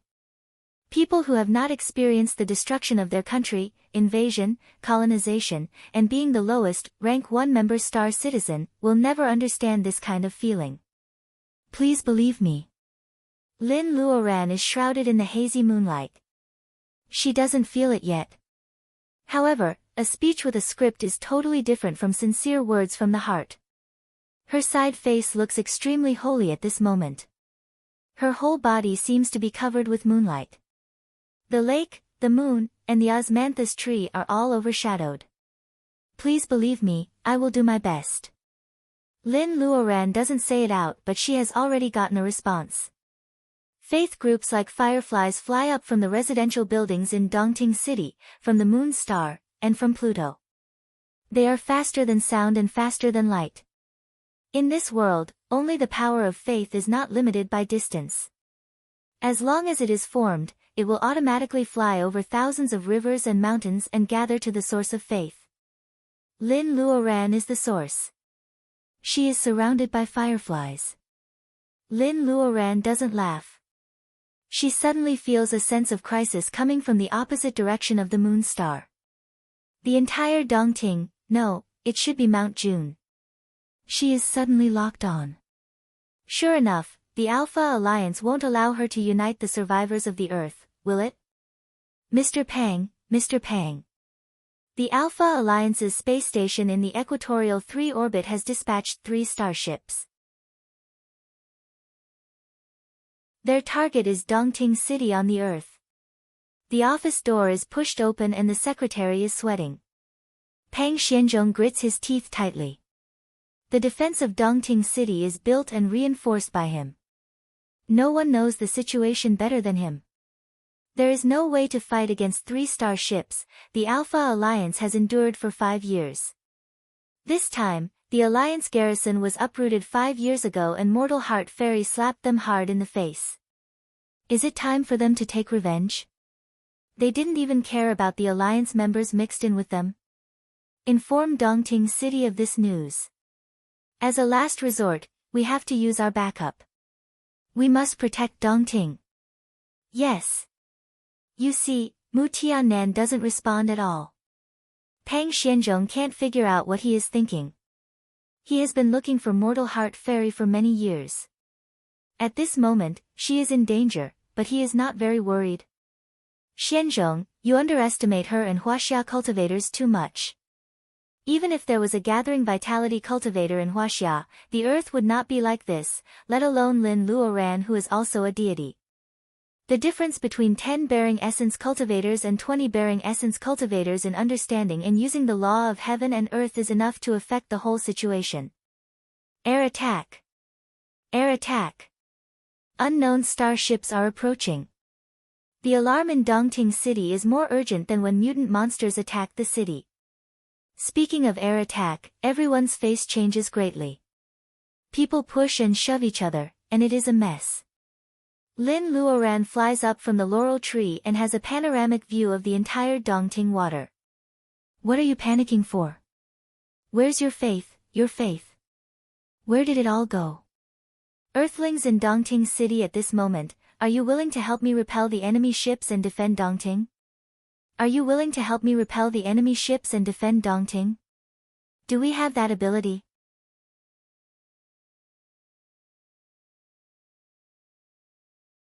Chapter 493. The sharp siren of the air raid interrupts the unfinished steps of the Miaoyin spell conference. Lin Luoran is not worried but happy. Lin Luoran was still worried about how to add fuel to today's spell conference in order to achieve her goal. Now she doesn't know what's wrong with the decision-makers of the Alpha Alliance. They actually made such a stupid move. The Alpha Alliance is too impatient. After today, they have countless opportunities to bring her down. They can't watch her win over the people's hearts. They even want to kill her at her most glorious moment to save the face she lost 5 years ago. Do they want to use the broadcast of the Interstellar Channel to establish their power? In the past 2 years on the return journey of the Edward, she has heard a lot of news about the internal troubles of the Alpha Alliance. In other places, even if Lin Luoran can deal with 3-star ships, she can't take care of the safety of others. Unfortunately, this is Dongting, Mount June Island, Lin Luoran's Taoist field. The priesthood in charge of a water area doesn't just work without getting paid. People's hearts have just been united. She is the Taoist field of apatheicized. She has the right time, the right place, and the right people. Since the Alpha Alliance wants to add the strongest stroke to the spell conference, she can't stand it if she doesn't accept these people's death. Are you willing to help me repel the enemy ships and defend Dongting? Lin Luoran's question is formal, passionate, confident, and at ease. She doesn't seem to be panicked. She even uses a little art of nature to confuse people's minds in the question. The effect is very good. The defense deployment of Dongting has been activated and the army has been dispatched. The panicked people are shocked by the confidence in her words. They remember that they are not without support. As the last paradise on the Earth Federation has invested the most money and energy in Dongting City. Although the Earth is only a rank 1 member star, the defense of Dongting City is more than that. More importantly, they still had a mainstay here. No matter when Mortal Heart Fairy becomes apatheicized, she said that she is in charge of the waters of Dongting within 800 miles. When Lin Luoran is about to speak, the 3 starships are already visible to the naked eye. The interstellar standard language through the loudspeaker is condescending and cold. Cultivators below, listen up. You have violated the interstellar criminal law of the Alpha Alliance in 5 years. You robbed the starships of the Alliance garrison, killed the Alliance soldiers, and killed the Alliance public officials. Please don't resist unnecessarily. Before he finishes his words, Lin Luoran laughs. What if I don't surrender? Are you going to launch an airstrike? The Earthlings on the rank 1 member star are worthless. There are still many Alliance members in Dongting City watching the fun. You don't care about their lives. Weapons didn't have eyes and could automatically distinguish between friend and foe. Lin Luoran's words spread all over Dongting City. The faces of those tourists of the Alpha Alliance turn green. So many of them were abandoned by the Alliance. A cold response came from the starship. If the citizens of other member planets of the Alliance are implicated because of you, the Alliance will definitely seek compensation from Earth. If necessary, we will not rule out the use of violent means to punish you. The Earthlings in Dongting City all feel the same. They can't suppress the anger in their hearts. Finally, an Immortal stands up with them and says that he wants to restore the old Earth and change the current situation of slavery. However, the Alpha Alliance immediately comes to destroy their dreams. It's too much. It's too much. If they don't resist today, they will have no courage to resist in the future. Tourists of the Alpha Alliance are desperate and angry. The Alliance, which has always boasted that its system is transparent and perfect, treats them as cannon fodder. In order to deal with an Earth cultivator, so many of them have to die with him. Compensation. People are dead. What's the use of crystal coins? Shit. Politicians are all hypocritical shit. Negotiation failed. Attack. The electronic voice has no feeling. The artillery is about to rain in an instant. The backup plan ordered by Pang Xianzhong has been launched. Lin Luoran can feel the movement underground. Is that? Forget it. There is no need to waste the defense of Dongting. The stamp of the Dragon King appears in Lin Luoran's hand. She looks down at all the states of Dongting. If you don't want to die, from now on, there is only one thought in your mind. Defend Dongting. If I fail, you can't leave the Earth alive. Defend Dongting. The little girl is held tightly in her father's arms. She is the first to shout with a crisp child's voice. Defend Dongting. The old lady tightly covers her white-haired husband beside her. Defend Dongting. A non-mainstream teenager of the Alpha Alliance can't help but shout out. After thinking of what Lin Luoran said, he shivers and shouts again. The power of hope for survival, the power of faith. If they want to live, they must believe that Lin Luoran can defend Dongting. These shining light spots are absorbed by the stamp in Lin Luoran's hand. The sleeping dragon's soul is replenished with energy. The dragon roars deafeningly and a big silver dragon jumps out of the stamp. Dragon. That is a real dragon. The voice of Defend Dongting is louder. If people still have doubts about Lin Luoran, this Huaxia dragon makes them more confident than ever. The silver dragon flies higher and higher. Before the artillery fire hits the bunker over Dongting City, the place where the real dragon hovers makes a complicated and huge stamp with the power of faith. The surging silver dragon and the swarming power of hope interweave into the strongest defensive wall in the world. The artillery fire falls. Some citizens close their eyes tightly and shout, Defend Dongting, at the top of their lungs. Their fate is unknown and the fear of air strikes. In the next second, will it be the victory that Mortal Heart Fairy said or the bell of the God of Death? Forget it. It's better to die brilliantly than to live a humble life. At least they are still in Dongting. At least they will die in their homeland. Defend Dongting. People clench their fists and open their eyes. Young people, old people, and their mother tongues suddenly appear. Finally, the intensive artillery fire launched by the 3 starships falls on the thin translucent cover. The stamp is as stable as Mount Tai. None of the artillery fire breaks through the defensive cover. Dongting City is covered by the translucent stamp. The artillery fire falls on it. It is more brilliant than any spring festival fireworks in Huaxia before the new era. Lin Luoran looks up at the prosperous city. The stamp has been completed. No attack can break this defensive cover unless it is a true immortal on the Dragon King of Dongting. No, maybe even a true immortal has to avoid the attack at this moment. It is not the stamp of the Dragon King, the former Dragon King, or Lin Luoran who wins, but these mortals who have never been taken seriously by cultivators like ants. Lin Luoran's mind moves and the bright sword is already in her hand. She suddenly disappears in the air. When she reappears, she is already standing outside the stamp. The shock wave of artillery fire hitting on the protective cover of the stamp makes the heat billow. Lin Luoran holds the bright sword and stands in the wind. Bathed in the fire, Lin Luoran returns from Penglai a few years ago. She saw the upheaval in the center of Chuan and the ruins of Lin's house. Her hostility is completely stimulated. Her eyes are red. At this moment, she has deviated from the right path, killing. Only blood can sacrifice to this scorched land. Sacrifice to the heroes' cemetery by Dongting Lake. Sacrifice to the little fatty Ma Ming and Sixi of the Mu family who are sleeping in it. Sacrifice to the compatriots she knows or doesn't know who died in the war.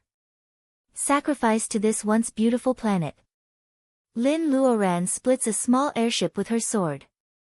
When she is about to jump to the top of the starship, a blue sword light slides from the southwest like lightning.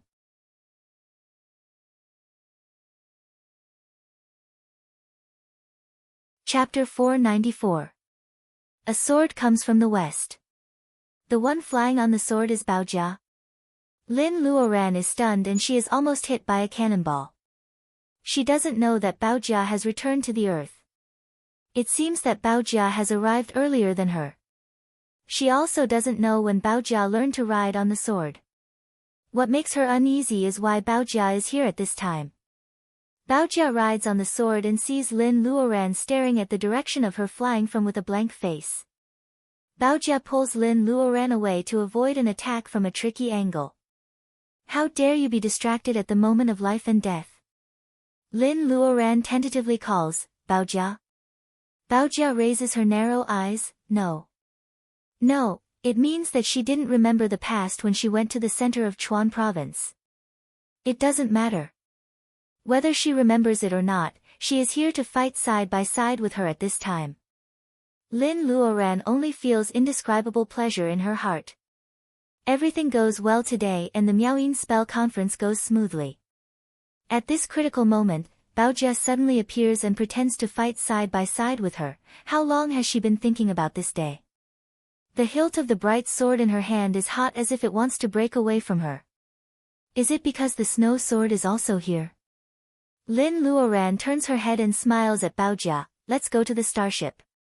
Seeing that Baojia nods without thinking, Lin Luoran knows that they are thinking the same thing. Why destroy these 3 starships?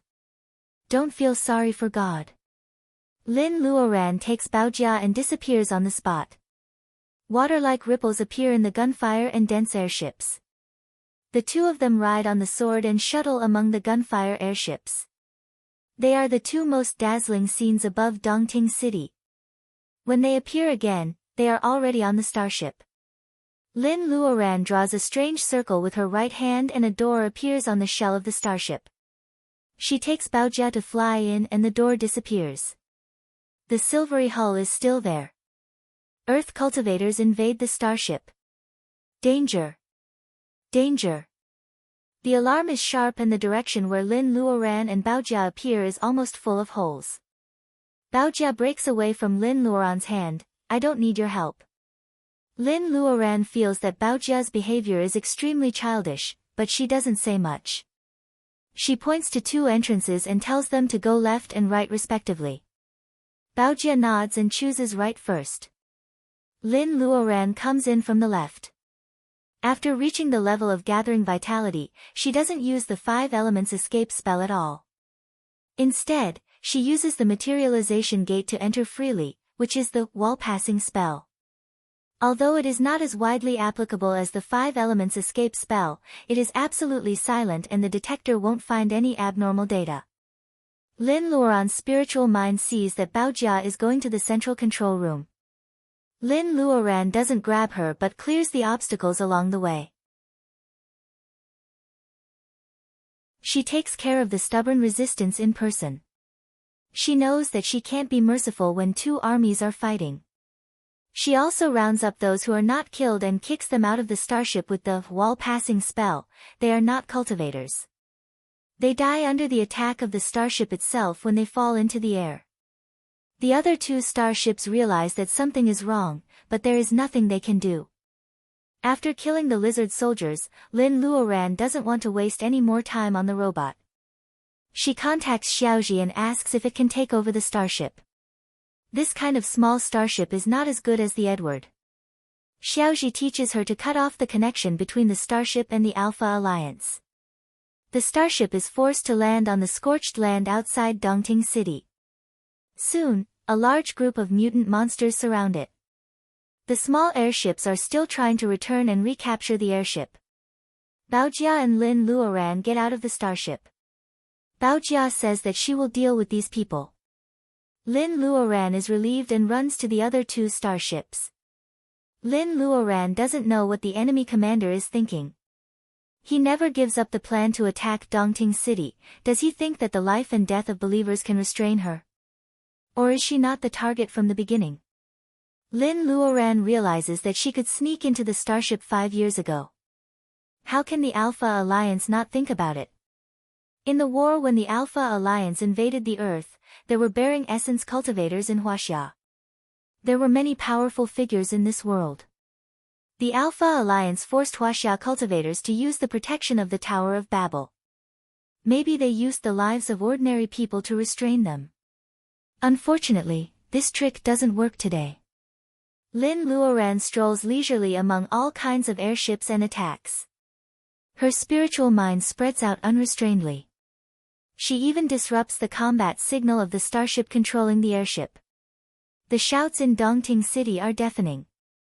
Lin Luoran and Baojia fight side by side and easily capture a starship. Now no one worries that they will fail. Other people who have been paying attention to Dongting, such as Mr. Pang, smile. It seems that he hasn't been so relaxed for many years. After this war, the status of the Earth in the Alpha Alliance will be rewritten. Mu Tiannan, who supports him, is very excited. Lin Luoran is very strong now. He calculates in his mind, but he can't be sure who will win if they fight one day. He has an intuition that Lin Luoran hasn't shown all her cards yet. However, he still has a chance to win. Mu Tiannan picks up a glass of red wine with his left hand. He is wearing an old and gloomy bat ring on his middle finger. No one knows how Mu Tiannan has survived for hundreds of years.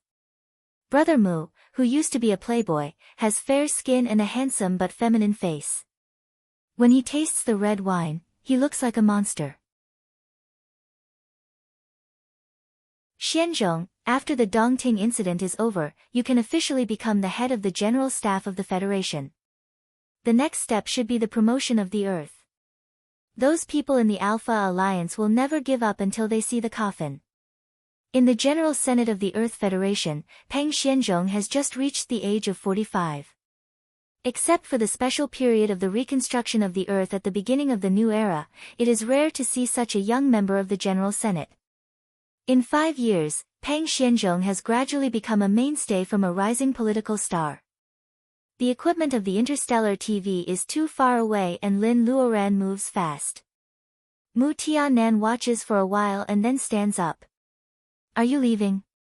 Mu Tiannan nods, they will win soon. Peng Xianzhong sends Mu Tiannan all the way out. He gets on the small airship parked on the rooftop and tells Peng Xianzhong that he doesn't need to see him anymore. The airship slides out of the rooftop and flies out of the bunker through a special channel. It flies to the starship hidden in the void. It is not the time to meet them yet. However, he can give some clowns a warning. On the other side of the Moonstar, there is a space station of the Alpha Alliance. Mu Tiannan points in that direction. A red light comes out of the bat ring on his fingertip. Like a ghost, it flies through the interstellar space and attacks the space station. The red nematode shadow is unimpeded all the way. No one notices it and it sneaks into a control room of the space station. A young general in the silver military uniform of the Alpha Alliance groans and bends down with a headache. His forehead is covered with sweat and his handsome face is a little distorted. "Colonel, what's wrong with you?" The major struggles to stand up. Tell them to retreat. The space station can't be used anymore. There is an unknown breath in his eyes. If Lin Luoran is here, she will definitely recognize this old acquaintance who should have died long ago. Sutherland. Got. He lowers his head and his expression changes. This time, he just wants to test Lin Luoran's current strength. How can there be a big monster? That majestic demonic energy was definitely much stronger than the demonic energy he cultivated when he possessed this person. These damn alien barbarians have no talent at all. Got. Garter left pathetically, and soon, only an empty shell was left of the space station. In Dongting City, Lin Luoran and Baojia are standing on the last captured starship. When the smoke disperses, the two of them are pure and beautiful. They are almost the same in terms of appearance and temperament. Dongting City is filled with cheers. They not only keep their names but also feel ashamed for what happened today. Did we win? We won. Dad, we won. Grandpa, did you see that? The Alpha Alliance is not invincible. Mortal Heart Fairy. Mortal Heart Fairy. The sound of people converges into a heat wave, igniting the entire Dongting City. Lin Luoran lands on the laurel tree and takes back the small seal of the Dragon King. The silver dragon returns but the seal above Dongting City does not dissipate. Lin Luoran is waiting for the crowd to calm down. She is waiting for the victory picture to be spread to the Moonstar, to Pluto, and to other settlements on the Earth. She is waiting for the moment when the power of faith is the most pious and condensed.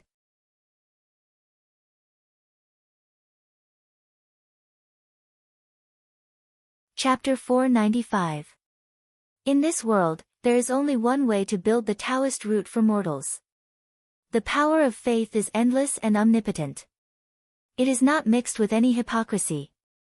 Except for the end of the world, she has to preach and absorb believers step by step. She may not be able to build the Taoist root when Mrs. Lin's life is over. But today, all the people are united.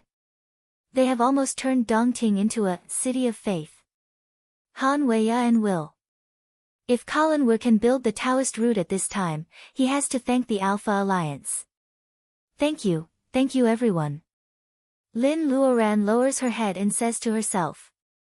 Only Lu Qingdai, who is very close to her, can hear these words. Lin Luoran doesn't lie. Faith is mutual. Without the wholehearted trust of these people, she can't keep Dongting. She can't build the stamp above Dongting City either.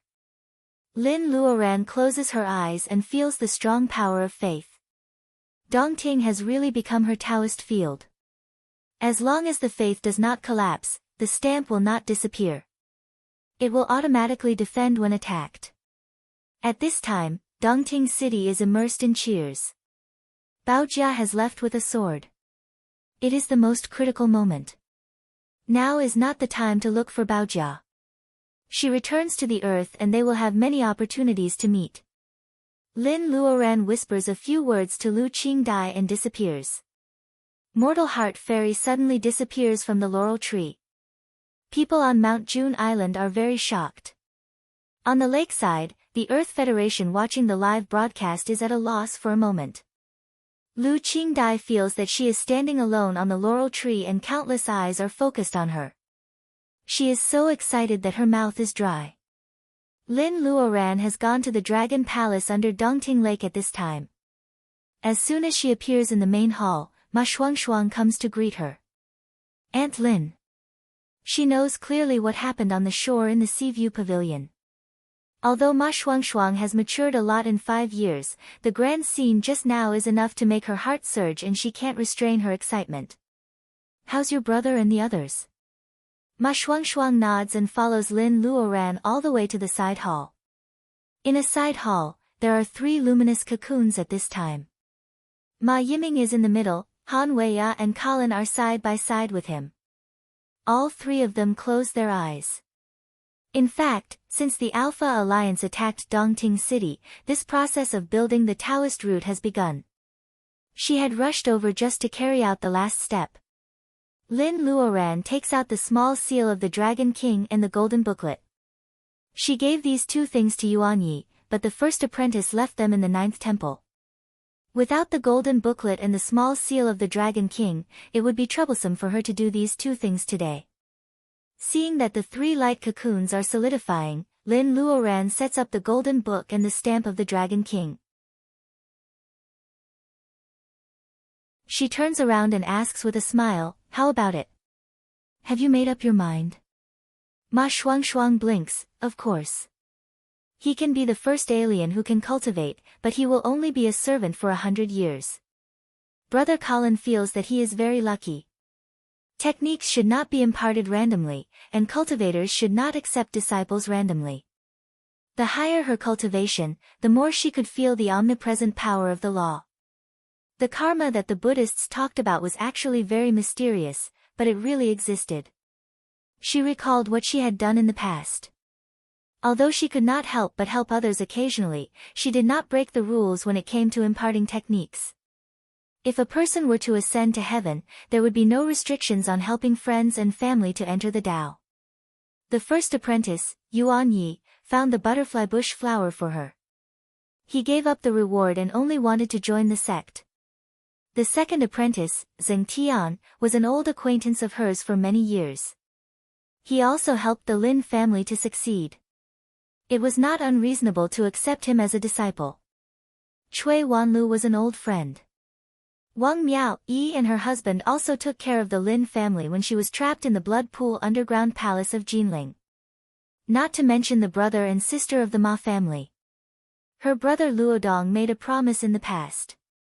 Shaping the Taoist root for Han Weiya was to fulfill the promise with White Fairy at that time. Han Weiya took out the 10,000-year hollow azurite, which was very precious for alchemists. Lin Luoran gave the result first, but Lin Luoran had to pay back the cause. The most difficult thing is Colin. He has been wandering among the stars with them and he has always been sincere. If Lin Luoran still took care of him, it would be fine. However, the cause and effect of shaping the Taoist root are too big. Lin Luoran has to make him make a solemn vow to be a servant for 100 years after he becomes a cultivator.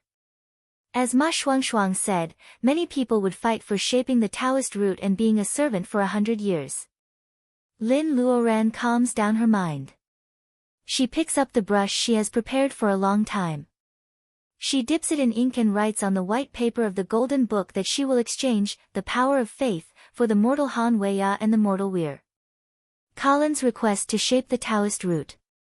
As soon as the ink dries, Lin Luoran has picked up the stamp of the Dragon King and solemnly stamped it. She is a little nervous. Although the method mentioned by Cyan Phoenix is not difficult, few gods have done this since ancient times. On the one hand, the power of faith is precious. They may not sacrifice for mortals. On the other hand, ordinary gods may not have the amount of power of faith she gets today. Time passes very slowly. Ma Shuangshuang's heart is in her throat. It feels like a few minutes or a lifetime. The handwriting on the white paper of the golden book disappears and flies into the sky. Even Lin Luoran's heart is beating fast. Her request has been sent to heaven, not to the broken heaven, but to the law of Tao. The golden book and the stamp of the Dragon King, including her request, are all a kind of procedure. The first two are just things of the heaven. They become tools to transmit information because they are contaminated with fairy energy. The so-called equivalent exchange is all in her request. Exchange with the power of faith for the mortal Han Weiya and the mortal Weir. Colin Weir shapes the Taoist root, a golden light shines from the sky and goes straight to the Mount June island of Dongting. At that time, Lu Qingdai is acting as an oracle. She conveys Mortal Heart Fairy's next plan to believers. Suddenly she is bathed in the golden light, which makes Lu Qingdai more worthy of being an oracle. The golden light ignores the barrier of the Dragon Palace and finally shines on Lin Luoran. She feels that most of the faith light groups in her ocean of consciousness are suddenly taken away. She hasn't had time to refine the new power of faith she got today. Tao of nature takes advantage of it. The illusory pavilions in her ocean of consciousness are dim and even the fly Apsara's painted sculpture is a little shaky. The price is so high. Lin Luoran's face turns pale. She almost thinks that her godhead will be broken on the spot. The golden light finally stops absorbing. Her whole body is stiff. She barely hits the three of them with the golden light. She only has time to say, building the foundation, and then she passes out. Before her spiritual mind is separated from her five senses, she feels that Ma Shuangshuang catches her.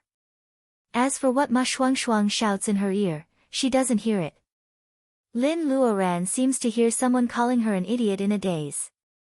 She feels the voice is very familiar, but she can't remember it for a moment.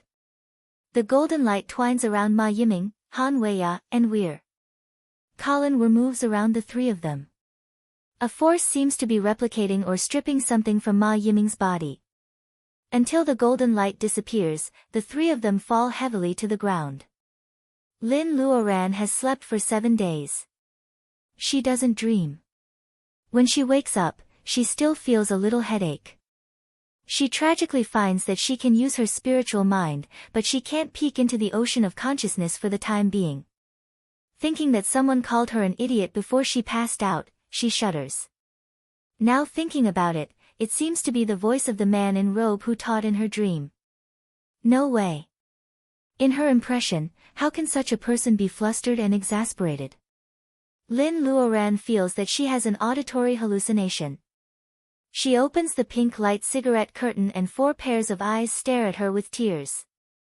Aunt Lin. Mississippi, Ma Shuangshuang hurries forward to pull up the curtain. Lin Luoran laughs, I am not so sick that I can't get up. After asking about the situation, Lin Luoran is a little happy. It seems that building the foundation is feasible. Come on, let me see your attributes. She waves her hand to attract Reiki of the 5 elements of heaven and earth, surrounding Han Weya and Weir. By Colin Weir's side. Taking Ma Yiming as the template for building the foundation, the two may have the Taoist root of 4 elements. If they are lucky, it will be a surprise if they have the 2 elements with the least Taoist root. She doesn't take Ma Shuang as the template because she has the Taoist root of 2 elements. As a result, the person who is going to build the foundation may only copy one of her Taoist root and become a genius of a single element. This is too amazing. Lin Luoran has no confidence at all to succeed. She can't even enter the ocean of consciousness with 4 elements. If she has a single element, she might as well kill herself directly. Reiki molecules of the 5 elements fly around Han Weya and Colin. The Taoist root determines their future of personal ability enhancement.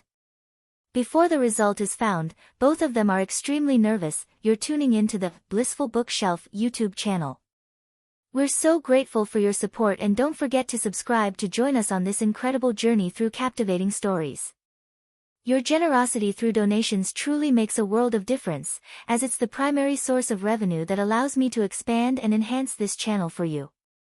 Thank you from the bottom of my heart for being a part of this adventure.